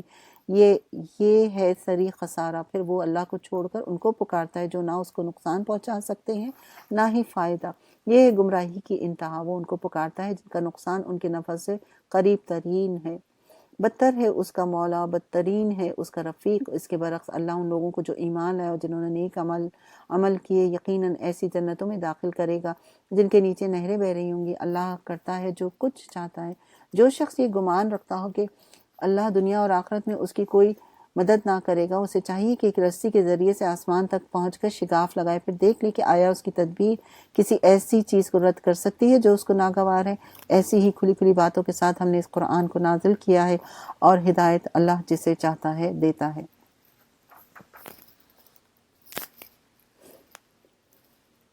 جو لوگ ایمان لائے اور وہ یہودی ہوئے، صابی اور نصارہ اور مجوسی، اور جن لوگوں نے شرک کیا، ان سب کے درمیان اللہ تعالیٰ قیامت کے دن فیصلہ کر دے گا۔ ہر چیز اللہ کی نظر میں ہے۔ ان اللہ علی کل شیء شہید، یہ اللہ تعالیٰ کی ایک صفت جو ہے وہ یہاں پر بیان ہوئی ہے، اس پہ تھوڑی سی ہم بات کریں گے۔ شہید جل جلالہ کا مطلب ہوتا ہے ایسا حاضر جو سب کچھ دیکھتا اور جانتا ہے، اور اس اسم کے تحت 3 تعریف کی جاتی ہیں۔ پہلا، جو کہ ابن کثیر رحمۃ اللہ علیہ نے فرمایا کہ اللہ تعالیٰ اپنے بندوں کے تمام افعال کو دیکھتے ہیں، بندوں کے اقوال پر محافظ ہیں، یعنی بندوں کے تمام اقوال اللہ تعالیٰ کے ہاں محفوظ ہیں، اور بندوں کے رازوں سے بھی واقف ہیں، حتیٰ کہ ان باتوں سے بھی واقف ہیں جو اس کے سینے میں چھپے ہوئے ہیں۔ دوسری تعریف جو ہے حضرت شیخ سعدی رحمۃ اللہ علیہ نے کیا کہ الشہید جل جلالہ وہ ذات ہے جو تمام اشیاء پر مطلع ہے اور تمام آوازوں کو سنتی ہے، خواہ وہ آوازیں ظاہر ہوں یا مخفی، اور اللہ تعالیٰ تمام موجودات کو دیکھتے ہیں، خواہ چھوٹے چھوٹے ذرات ہوں یا بڑے بڑے اجسام۔ اللہ کے علم نے بندوں کے اعمال میں سے ہر اس چیز کا احاطہ کر رکھا ہے جو بندوں کے حق میں بندوں کے خلاف گواہی دیتے ہیں۔ اور تیسری ایک اور تعریف جو کی گئی ہے کہ شہید کے معنی العلیم کے ساتھ ایک طرح سے مناسبت رکھتے ہیں، اس طور پہ کہ اللہ تعالیٰ شہید ہیں۔ دیکھیں، عالم الغیبی و شہادہ بھی آپ نے پڑھا، یعنی پوشیدہ اور ظاہر دونوں کو یکساں طور پہ جانتے ہیں۔ غیب سے مراد وہ چیزیں ہیں جو پوشیدہ ہو، اور شہادہ سے مراد وہ چیزیں ہیں جو ظاہر ہو۔ اور اللہ تبارک و تعالیٰ ظاہر اور مخفی سب سے باخبر ہیں۔ اگر صرف علم کا اعتبار کیا جائے تو اللہ کی ذات علیم جل جلالہ ہے۔ اگر اس علم کی نسبت غیب اور مخفی یعنی چھپے ہوئے باتوں کی طرف کیا جائے تو اللہ کی ذات خبیر بھی ہے، اور اگر اس علم کی نسبت ظاہری امور کی طرف کیا جائے تو اس اعتبار سے اللہ تعالیٰ کی ذات شہید بھی ہے۔ سمجھ میں آئی بات؟ یہ اسم جو ہے آپ کو قرآن پاک میں تقریباً 18 مرتبہ ملے گا، اور اللہ تعالیٰ ہر چیز سے خوب واقف ہے۔ ایسا بادشاہ ہے جو زمین و آسمان کی ایک ایک ذرے سے، ایک ایک چیز سے جو ہے بخوبی واقف ہے۔ سورہ آل عمران میں آپ نے پیچھے پڑھا تھا، شاہد اللہ انہ لا الہ الا ہو والملائکۃ واولو العلم، اللہ فرشتے اہل علم اس بات کی گواہی دیتے ہیں کہ اللہ کے سوا کوئی معبود نہیں، وہ عدل کے ساتھ دنیا کو قائم رکھنے والا ہے، غالب اور حکمت کے سوا کوئی اس کی عبادت کے لائق نہیں۔ یعنی شہادت جو ہے یہاں پر صرف اللہ کی نہیں بلکہ 3 شہادتیں دی گئی ہیں، ایک تو اللہ تعالیٰ کی، دوسرے فرشتوں کی، اور تیسرے اہل علم کی۔ تو اہل علم کے بارے میں کہا جاتا ہے کہ اشارہ ہے انبیاء کی طرف اور علماء اسلام کی طرف بھی۔ تو اسی لیے امام غزالی اور ابن کثیر نے فرمایا کہ اس میں علماء کی بڑی فضیلت بیان کی گئی ہے، یعنی اللہ تعالیٰ نے ان کی شہادت کو اپنی اور اپنے فرشتوں کی شہادت کے ساتھ ذکر کیا ہے۔ اور یہ بھی ہو سکتا ہے کہ اہل علم سے متعلق وہ لوگ مراد ہو جو علمی اصول پر صحیح نظر کر کے یا کائنات پر غور و فکر کر کے پھر اللہ کی وحدانیت پر ایمان لے آتے ہیں، جیسے سائنٹسٹ وغیرہ ہیں، کتنا دنیا پہ وہ غور و فکر کرتے ہیں، اور ہم اکثر ان میں بھی سنتے ہیں کہ کوئی جو ہے ایمان لے کر آ گیا۔ ٹھیک ہے، پھر جب اللہ تعالیٰ الشہید جل جلالہ کے حساب سے آپ سوچیں تو اگر آپ اس کو صحیح سے پہچاننا چاہتے ہیں تو یہ کہ ہمارے ہر حال سے واقف ہیں، اور ہمیں اپنے معاملات کو صاف رکھنا چاہیے، یعنی اس صرف سے ہمیں جو سبق ملتا ہے، اور معاملات سے مراد جو لوگوں سے جو معاملات ہیں، جیسے لین دین ہوتی ہے، قرض وغیرہ ہوتا ہے، اس میں ٹال مٹول نہیں کرنا چاہیے، امانت داری ہوتی ہے، اس میں امانت داری سے کام رکھا جائے۔ اور امانت داری تو ایک کیا کہنا چاہیے کہ بڑا وسیع ٹاپک ہے، کیونکہ آپ کی اولاد جو ہے وہ بھی امانت ہے اللہ کی، رائٹ؟ معلومات جو ہے وہ آپ کے شوہر کی امانت ہے، اور اسی طرح کوئی بھی چیز، کوئی بھی معاملہ جو ہوتا ہے وہ امانت ہے۔ تو یا جیسے آپ ابھی کلاس میں پڑھ رہے ہیں تو یہ بھی ایک لائک امانت ہی ہے نا، کہ انسان پڑھ رہا ہے، اللہ کے لیے کر رہا ہے سب کچھ، تو کس درجے پر ہے، کیسا لیول ہے، تو یہ ساری چیزیں جو ہیں اسی کے اندر آ جاتی ہیں۔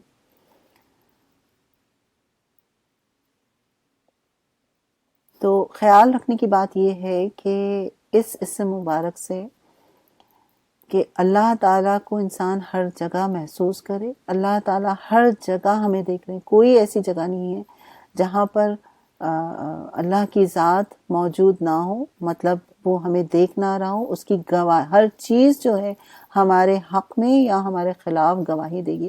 اللہ کی اپنی ذات ہی کافی ہے شہید، کہ وہ گواہی دینے والا ہے نا۔ لیکن گناہوں سے بچنے کے لیے، اس کے لیے بڑی خوبصورت بات ہے، ایک ملا قاری رحمۃ اللہ علیہ انہوں نے فرمایا کہ تیرا حصہ یعنی ایمان اور عمل کی تقویت کے لیے، روحانی غذا کے لیے اس اسم مبارک سے یہ ہے کہ اس بات کا خیال رکھو کہ اللہ تعالیٰ تجھ کو اس زمین میں نہ دیکھے جہاں اس نے منع کیا ہے، یعنی ایسی جگہ نہ جاؤ، ایسے کام نہ کرو، رائٹ؟ اور وہاں سے غائب نہ ہو جاؤ جہاں اللہ تعالیٰ نے جانے کا حکم دیا، یعنی کرنے کا حکم دیا، نیکیوں کی طرف بڑھا جائے۔ تو الشہید پر ایمان کا تقاضا ہے کہ اپنی حاجتوں کو صرف اور صرف اللہ ہی سے مانگا جائے، اور اس بات کا یقین رکھا جائے کہ الشہید جل جلالہ جو ہے میرے ہر عمل کو دیکھ رہے ہیں، چنانچہ خیانت، جھوٹ، غیبت، چغل خوری، برا گمان، ہر چیز سے ہمیں بچنے کی ضرورت ہے، کہ ہم ظاہری طور پر لوگوں کو تو دھوکہ دے سکتے ہیں لیکن اللہ کو دھوکہ نہیں دے سکتے۔ چلیے آگے پڑھتے ہیں انشاءاللہ۔ کیا تم دیکھتے نہیں ہو کہ اللہ کے آگے سر سجدہ ہیں وہ سب آسمانوں جو سب آسمانوں میں اور جو زمین میں، سورج اور چاند اور تارے اور پہاڑ اور درخت اور جانور اور بہت سے انسان اور بہت سے وہ لوگ بھی جو عذاب کے مستحق ہو چکے ہیں، اور جسے اللہ تعالیٰ ذلیل و خوار کر دے اسے کوئی عزت دینے والا نہیں ہے۔ اللہ وہ کرتا ہے جو وہ چاہتا ہے۔ یہ دو فریق ہیں جن کے درمیان اپنے رب کے معاملے میں جھگڑا ہے۔ ان میں سے وہ لوگ جنہوں نے کفر کیا ان کے لیے آگ کے لباس کاٹے جا چکے ہیں، ان کے سروں پر کھولتا ہوا پانی ڈالا جائے گا جس سے ان کی کھالیں ہی نہیں پیٹ کے اندر کے حصے تک جل جائیں گے۔ اللہم اجرنا من النار۔ اور ان کی خبر لینے کے لیے لوہے کے گزر ہوں گے۔ جب کبھی وہ گھبرا کر جہنم سے نکلنے کی کوشش کریں گے پھر اسی میں دھکیل دیے جائیں گے کہ چکھو اب جلنے کی سزا کا مزہ چکھو۔ یا اللہ ہمیں دوزخ سے محفوظ رکھنا، آمین ثم آمین۔ دوسری طرف وہ لوگ جو ایمان لائے جنہوں نے نیک عمل کیے، یا اللہ ہمیں انہی لوگوں میں شامل کر دے جو نیک عمل کرنے والے ہوں، آمین۔ دوسرے وہ لوگ جو ایمان لائے جنہوں نے نیک عمل کیا ان کو اللہ ایسی جنتوں میں داخل کرے گا جن کے نیچے نہریں بہ رہی ہوں گی، وہاں وہ سونے کے کنگنوں اور موتیوں سے آراستہ کیے جائیں گے، ان کے لباس ریشم کے ہوں گے، ان کو پاکیزہ بات قبول کرنے کی ہدایت بخشی گئی اور انہیں خدا تعالیٰ کی صفات کا راستہ دکھایا گیا۔ جن لوگوں نے کفر کیا جو آج اللہ کے راستے سے روک رہے ہیں وہ اس مسجد حرام کی زیارت میں مانے ہیں جسے ہم نے سب لوگوں کے لیے بنایا، جس میں مقامی باشندوں اور باہر سے آنے والوں کے حقوق برابر ہیں۔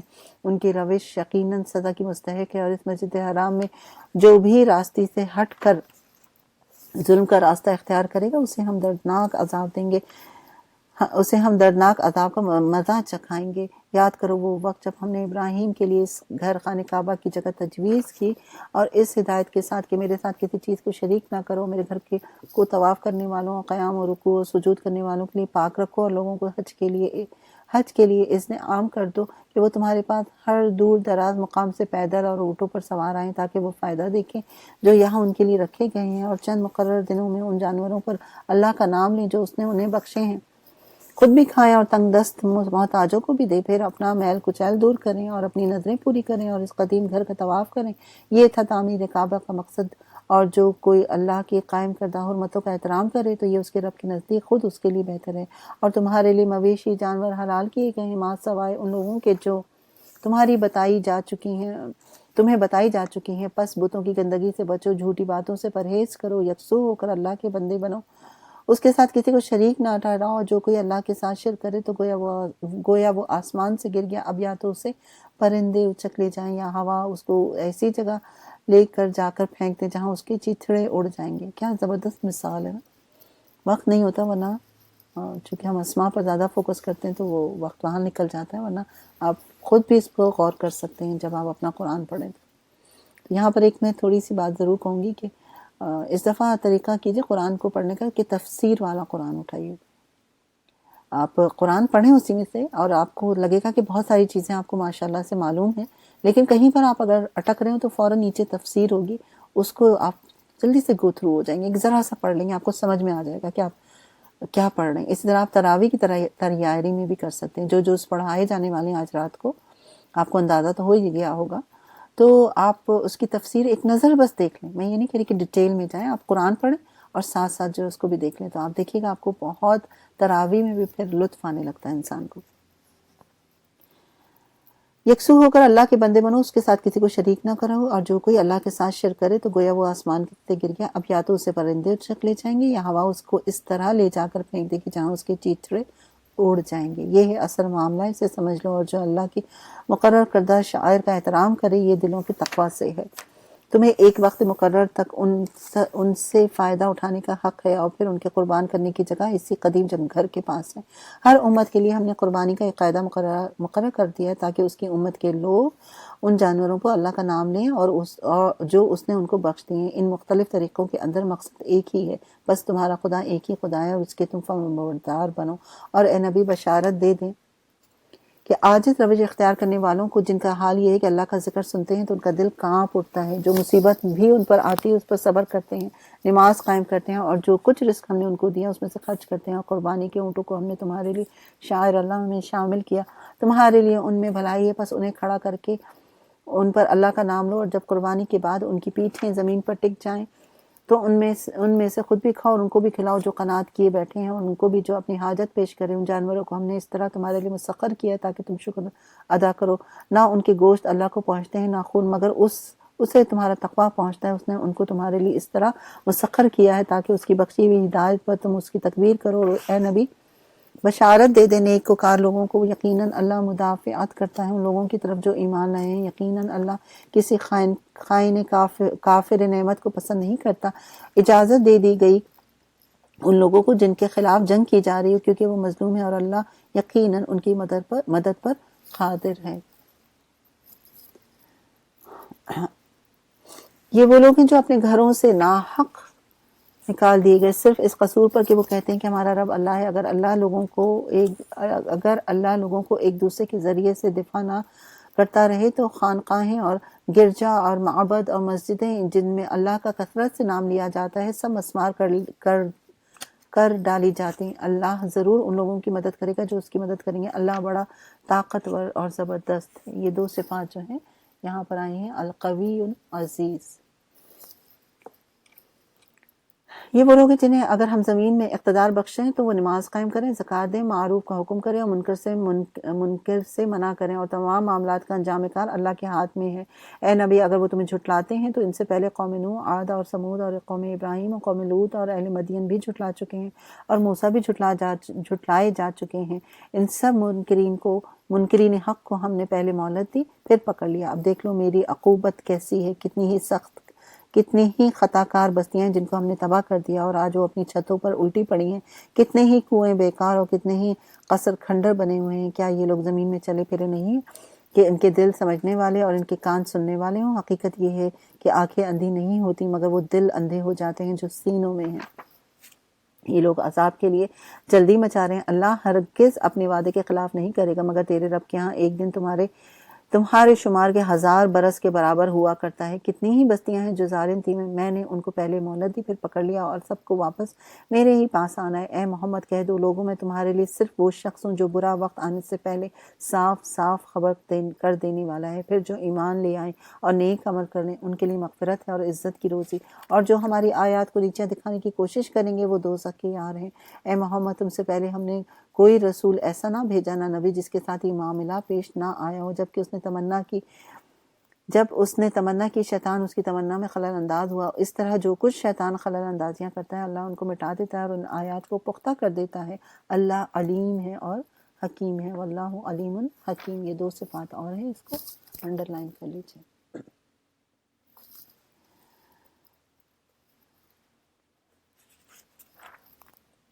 اللہ علیم اور حکیم ہے۔ وہ اس لیے ایسا ہونے دیتا ہے تاکہ شیطان کی ڈالی ہوئی خرابی کو فتنہ بنا دے ان لوگوں کے لیے جن کے دلوں کو نفاق کا روگ لگا ہوا ہے، جن کے دل کھوٹے ہیں۔ حقیقت یہ ہے کہ ظالم لوگ اناد میں بہت دور نکل چکے ہیں، اور علم سے بہرمند لوگ جان لیں کہ یہ حق ہے تیرے رب کی طرف سے، اور وہ اس پر ایمان لے آئے اور ان کے دل اس کے آگے جھک جائیں۔ یقیناً اللہ ایمان لانے والوں کو ہمیشہ سیدھا راستہ دکھاتا ہے۔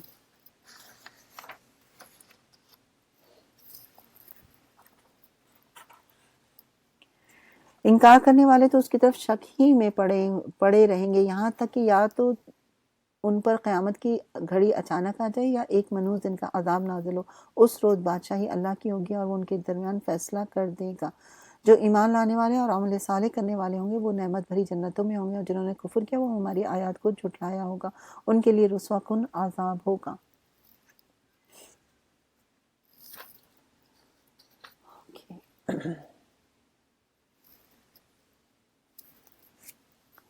ان کے لیے رسوا کن عذاب ہوگا۔ اور جن لوگوں نے اللہ کی راہ میں ہجرت کی پھر قتل کر دی گئی یا مارے گئے، اللہ ان کو اچھا رزق دے گا، اور یقیناً اللہ ہی بہترین رازق ہے۔ رزق یہ بھی آپ انڈرلائن کر سکتے ہیں۔ اور انہیں ایسی جگہ پہنچائے گا جس سے وہ خوش ہو جائیں گے، بے شک اللہ تعالیٰ علیم اور حلیم ہے۔ رائٹ، اس کو انڈرلائن کیجئے 59 میں۔ یہ تو ہے ان کا حال، اور جو کوئی بدلہ لے ویسا ہی جیسا اس کے ساتھ کیا گیا اور پھر اس پر زیادتی بھی کی گئی ہو تو اللہ اس کی مدد ضرور کرے گا۔ اللہ معاف کرنے والا اور درگزر کرنے والا ہے۔ اللہ عفو غفور۔ یہ دو صفات اور یہاں پر آ گئی، کھٹے دیکھیں آپ، اور آگے بھی آ رہی ہے۔ یہ اس لیے کہ رات سے دن اور دن سے رات نکالنے والا اللہ ہی، اور وہ سمیع بصیر ہے، سننے والا اور دیکھنے والا۔ یہ اس لیے کہ اللہ ہی حق ہے اور وہ سب باطن ہیں جنہیں اللہ کو چھوڑ کر یہ پکارتے ہیں، اور اللہ ہی بالا دست اور بزرگ ہے۔ کیا تم دیکھتے نہیں ہو کہ اللہ آسمان سے پانی برساتا ہے اور اس کی بدولت زمین سرسبز ہو جاتی ہے؟ حقیقت یہ ہے کہ وہ لطیف الخبیر ہے۔ ان اللہ لطیف خبیر۔ اس کو بھی انڈرلائن کیجیے 65 میں۔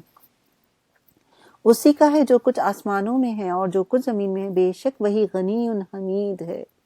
کیا تم یہ بھی انڈرلائن کریں، دو صفات اور یہاں پر آ گئی 64 میں۔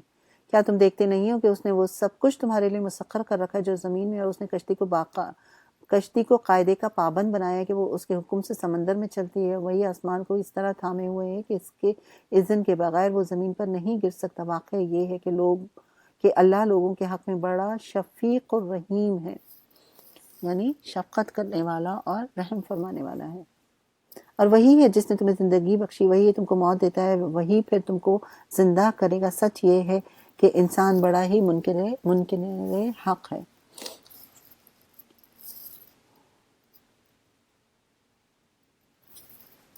ہر امت کے لیے ہم نے ایک طریقہ عبادت مقرر کیا جس کی وہ پیروی کرتی ہے، بس اے محمد وہ اس معاملے میں تم سے جھگڑا نہ کریں، تم اپنے رب کی طرف دعوت دو، یقیناً تم سیدھے راستے پر ہو۔ اور اگر وہ تم سے جھگڑیں تو کہہ دو کہ جو کچھ تم کر رہے ہو اللہ کو خوب معلوم ہے، اللہ قیامت کے روز تمہارے درمیان ان سب باتوں کا فیصلہ کر دے گا جن میں تم اختلاف کر رہے ہو۔ کیا تم نہیں جانتے کہ آسمان اور زمین کی ہر چیز اللہ کے علم میں ہے، سب کچھ ایک کتاب میں درج ہے، اللہ کے لیے جو کچھ بھی ہے مشکل نہیں ہے۔ یہ لوگ اللہ کو چھوڑ کر ان کی عبادت کر رہے ہیں جن کے لیے نہ تو کوئی سند نازل کی گئی ہے، نہ یہ خود ان کے بارے میں کوئی علم رکھتے ہیں۔ ان ظالموں کے لیے کوئی مددگار نہیں ہے۔ اور جب ان کو ہماری طرف سے صاف صاف آیات سنائی جاتی ہیں تو تم دیکھتے ہو کہ منکرین حق کے چہرے بگڑنے لگتے ہیں، اور ایسا محسوس ہوتا ہے کہ ابھی وہ ان پر ٹوٹ پڑیں گے جو انہیں ہماری آیات سناتے ہیں۔ ان سے کہو میں تمہیں بتاؤں اس سے بدتر چیز کیا ہے؟ آگ۔ اللہ نے اس کا وعدہ ان لوگوں کے حق میں کر رکھا ہے جو قبول حق سے انکار کریں، اور وہ بہت ہی برا ٹھکانہ ہے۔ لوگوں ایک مثال دی جاتی ہے، غور سے سنو۔ جن معبودوں کو تم خدا کو چھوڑ کر پکارتے ہو وہ سب مل کر ایک مکھی بھی پیدا کرنا چاہیں تو نہیں کر سکتے، بلکہ اگر مکھی ان سے کوئی چیز چھین لے تو وہ اسے چھڑا بھی نہیں سکتے۔ مدد چاہنے والے بھی کمزور، اور جن سے مدد چاہی جاتی ہے وہ بھی کمزور۔ ان لوگوں نے اللہ کی قدر ہی نہ پہچانی جیسا کہ اس کو پہچاننے کا حق ہے۔ واقعہ یہ ہے کہ قوت اور عزت والا تو اللہ ہی ہے۔ آیت 74 میں لقوی عزیز دو صفات اور آئیں۔ حقیقت یہ ہے کہ اللہ فرشتوں میں سے بھی پیغام رساں منتخب کرتا ہے، اور انسانوں میں سے بھی وہ سمیع بصیر ہے۔ دو صفات اور یہاں پر آ گئی آپ۔ جو کچھ ان کے سامنے ہے اسے بھی جانتا ہے، اور جو کچھ ان سے اجھل ہے اس سے بھی واقف ہے، اور سارے معاملات اسی کی طرف رجوع ہوتے ہیں۔ اے لوگوں جو ایمان لائے ہو، رکوع اور سجدہ کرو، اپنے رب کی بندگی کرو، نیک کام کرو، شاید کہ تم کو فلاح نصیب ہو۔ اللہ کی راہ میں جہاد کرو جیسا کہ جہاد کرنے کا حق ہے۔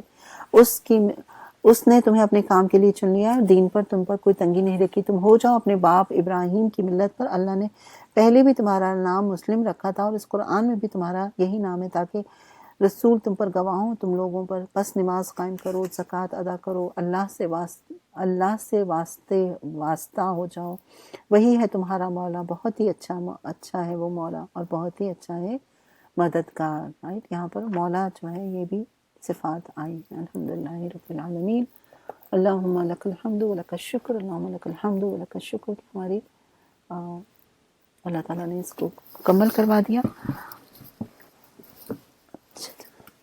دعا کر لیتے ہیں چھوٹی سی۔ بسم اللہ الرحمن الرحیم۔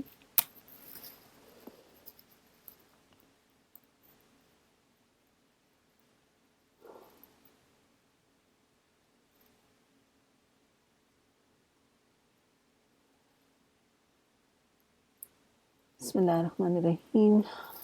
یا اللہ، یا رحمان، یا رحیم، یا سمیع، یا علیم، یا ارحم الراحمین، یا غنی، یا حمید، یا قوی، یا عزیز، یا رعوف، یا رحیم، یا سمیع، یا بصیر، یا مولا، یا نصیر، یا مدد کرنے والے پروردگار، یا شہید، یا مستعان، یا رحمان، یا لطیف، یا قوی، یا رعوف، یا غفور، یا قدیر، یا مولا، یا حکیم، یا ارحم الراحمین۔ یا اللہ، ہم سب تیرے آگے ہاتھ پھیلا کر دعا کرتے ہیں کہ ہم نے آج جو کچھ بھی پڑھا اس میں جو بھی کمی بیشی رہ گئی ہے آج تک جب سے ہم پڑھ رہے ہیں، دورہ قرآن کر رہے ہیں، اللہ ان تمام غلطیوں کو، ان کا تمام کمی بیشیوں کو معاف کر دیجیے گا اور اپنی بارگاہ میں قبول فرما لیجیے۔ اے رب العزت، ہم سب کو اپنی صفات کی محبت عطا فرما، اور ہم سب کو غور و فکر کرنے والا بنا، اور ان صفات کی تھوڑی تھوڑی ہمارے اندر بھی صلاحیتیں پیدا کر دے۔ اے اللہ، ہمیں بھی ان کا استعمال کرنے والا بنا۔ اے اللہ، ہمارے علم میں اضافہ فرما۔ اے اللہ، ہمیں حق بات کہنے کی توفیق عطا فرما، اپنا ذکر کرنے کی توفیق عطا فرما۔ اے اللہ، ہماری مدد فرما، یا عزیز ہماری مدد فرما۔ اے اللہ، ہمیں بہترین وارث بنا۔ اے اللہ، ہمیں بہترین رحم کرنے والا بنا، حکمت سے کام کرنے والا بنا۔ اے اللہ، جو کچھ قدرتیں تو نے ہمیں دے رکھی ہیں، جتنی بھی طاقت اور قدرت دے رکھی ہے، اللہ اس کا صحیح استعمال کرنے والا بنا۔ اے اللہ ہمارے حق میں ہماری تمام جائز دعائیں قبول فرما، اے اللہ آزمائشوں سے محفوظ رکھ، اے اللہ آزمائشوں سے محفوظ رکھ، یا اللہ آزمائشوں سے محفوظ رکھ، ہماری بچوں کی ہماری نسلوں کی حفاظت فرما، مسلمانوں کے حال پر رحم فرما، پاکستان کے حال پر رحم فرما، یا اللہ جو اس دنیا سے رخصت ہو گئے ان سب کی مغفرت فرما، اے اللہ جو بیمار ہیں انہیں شفا کاملہ عطا فرما، سب کی جائز اور صحیح دعائیں جو ہیں وہ قبول فرما، اے اللہ ہم سب پر رحم فرما۔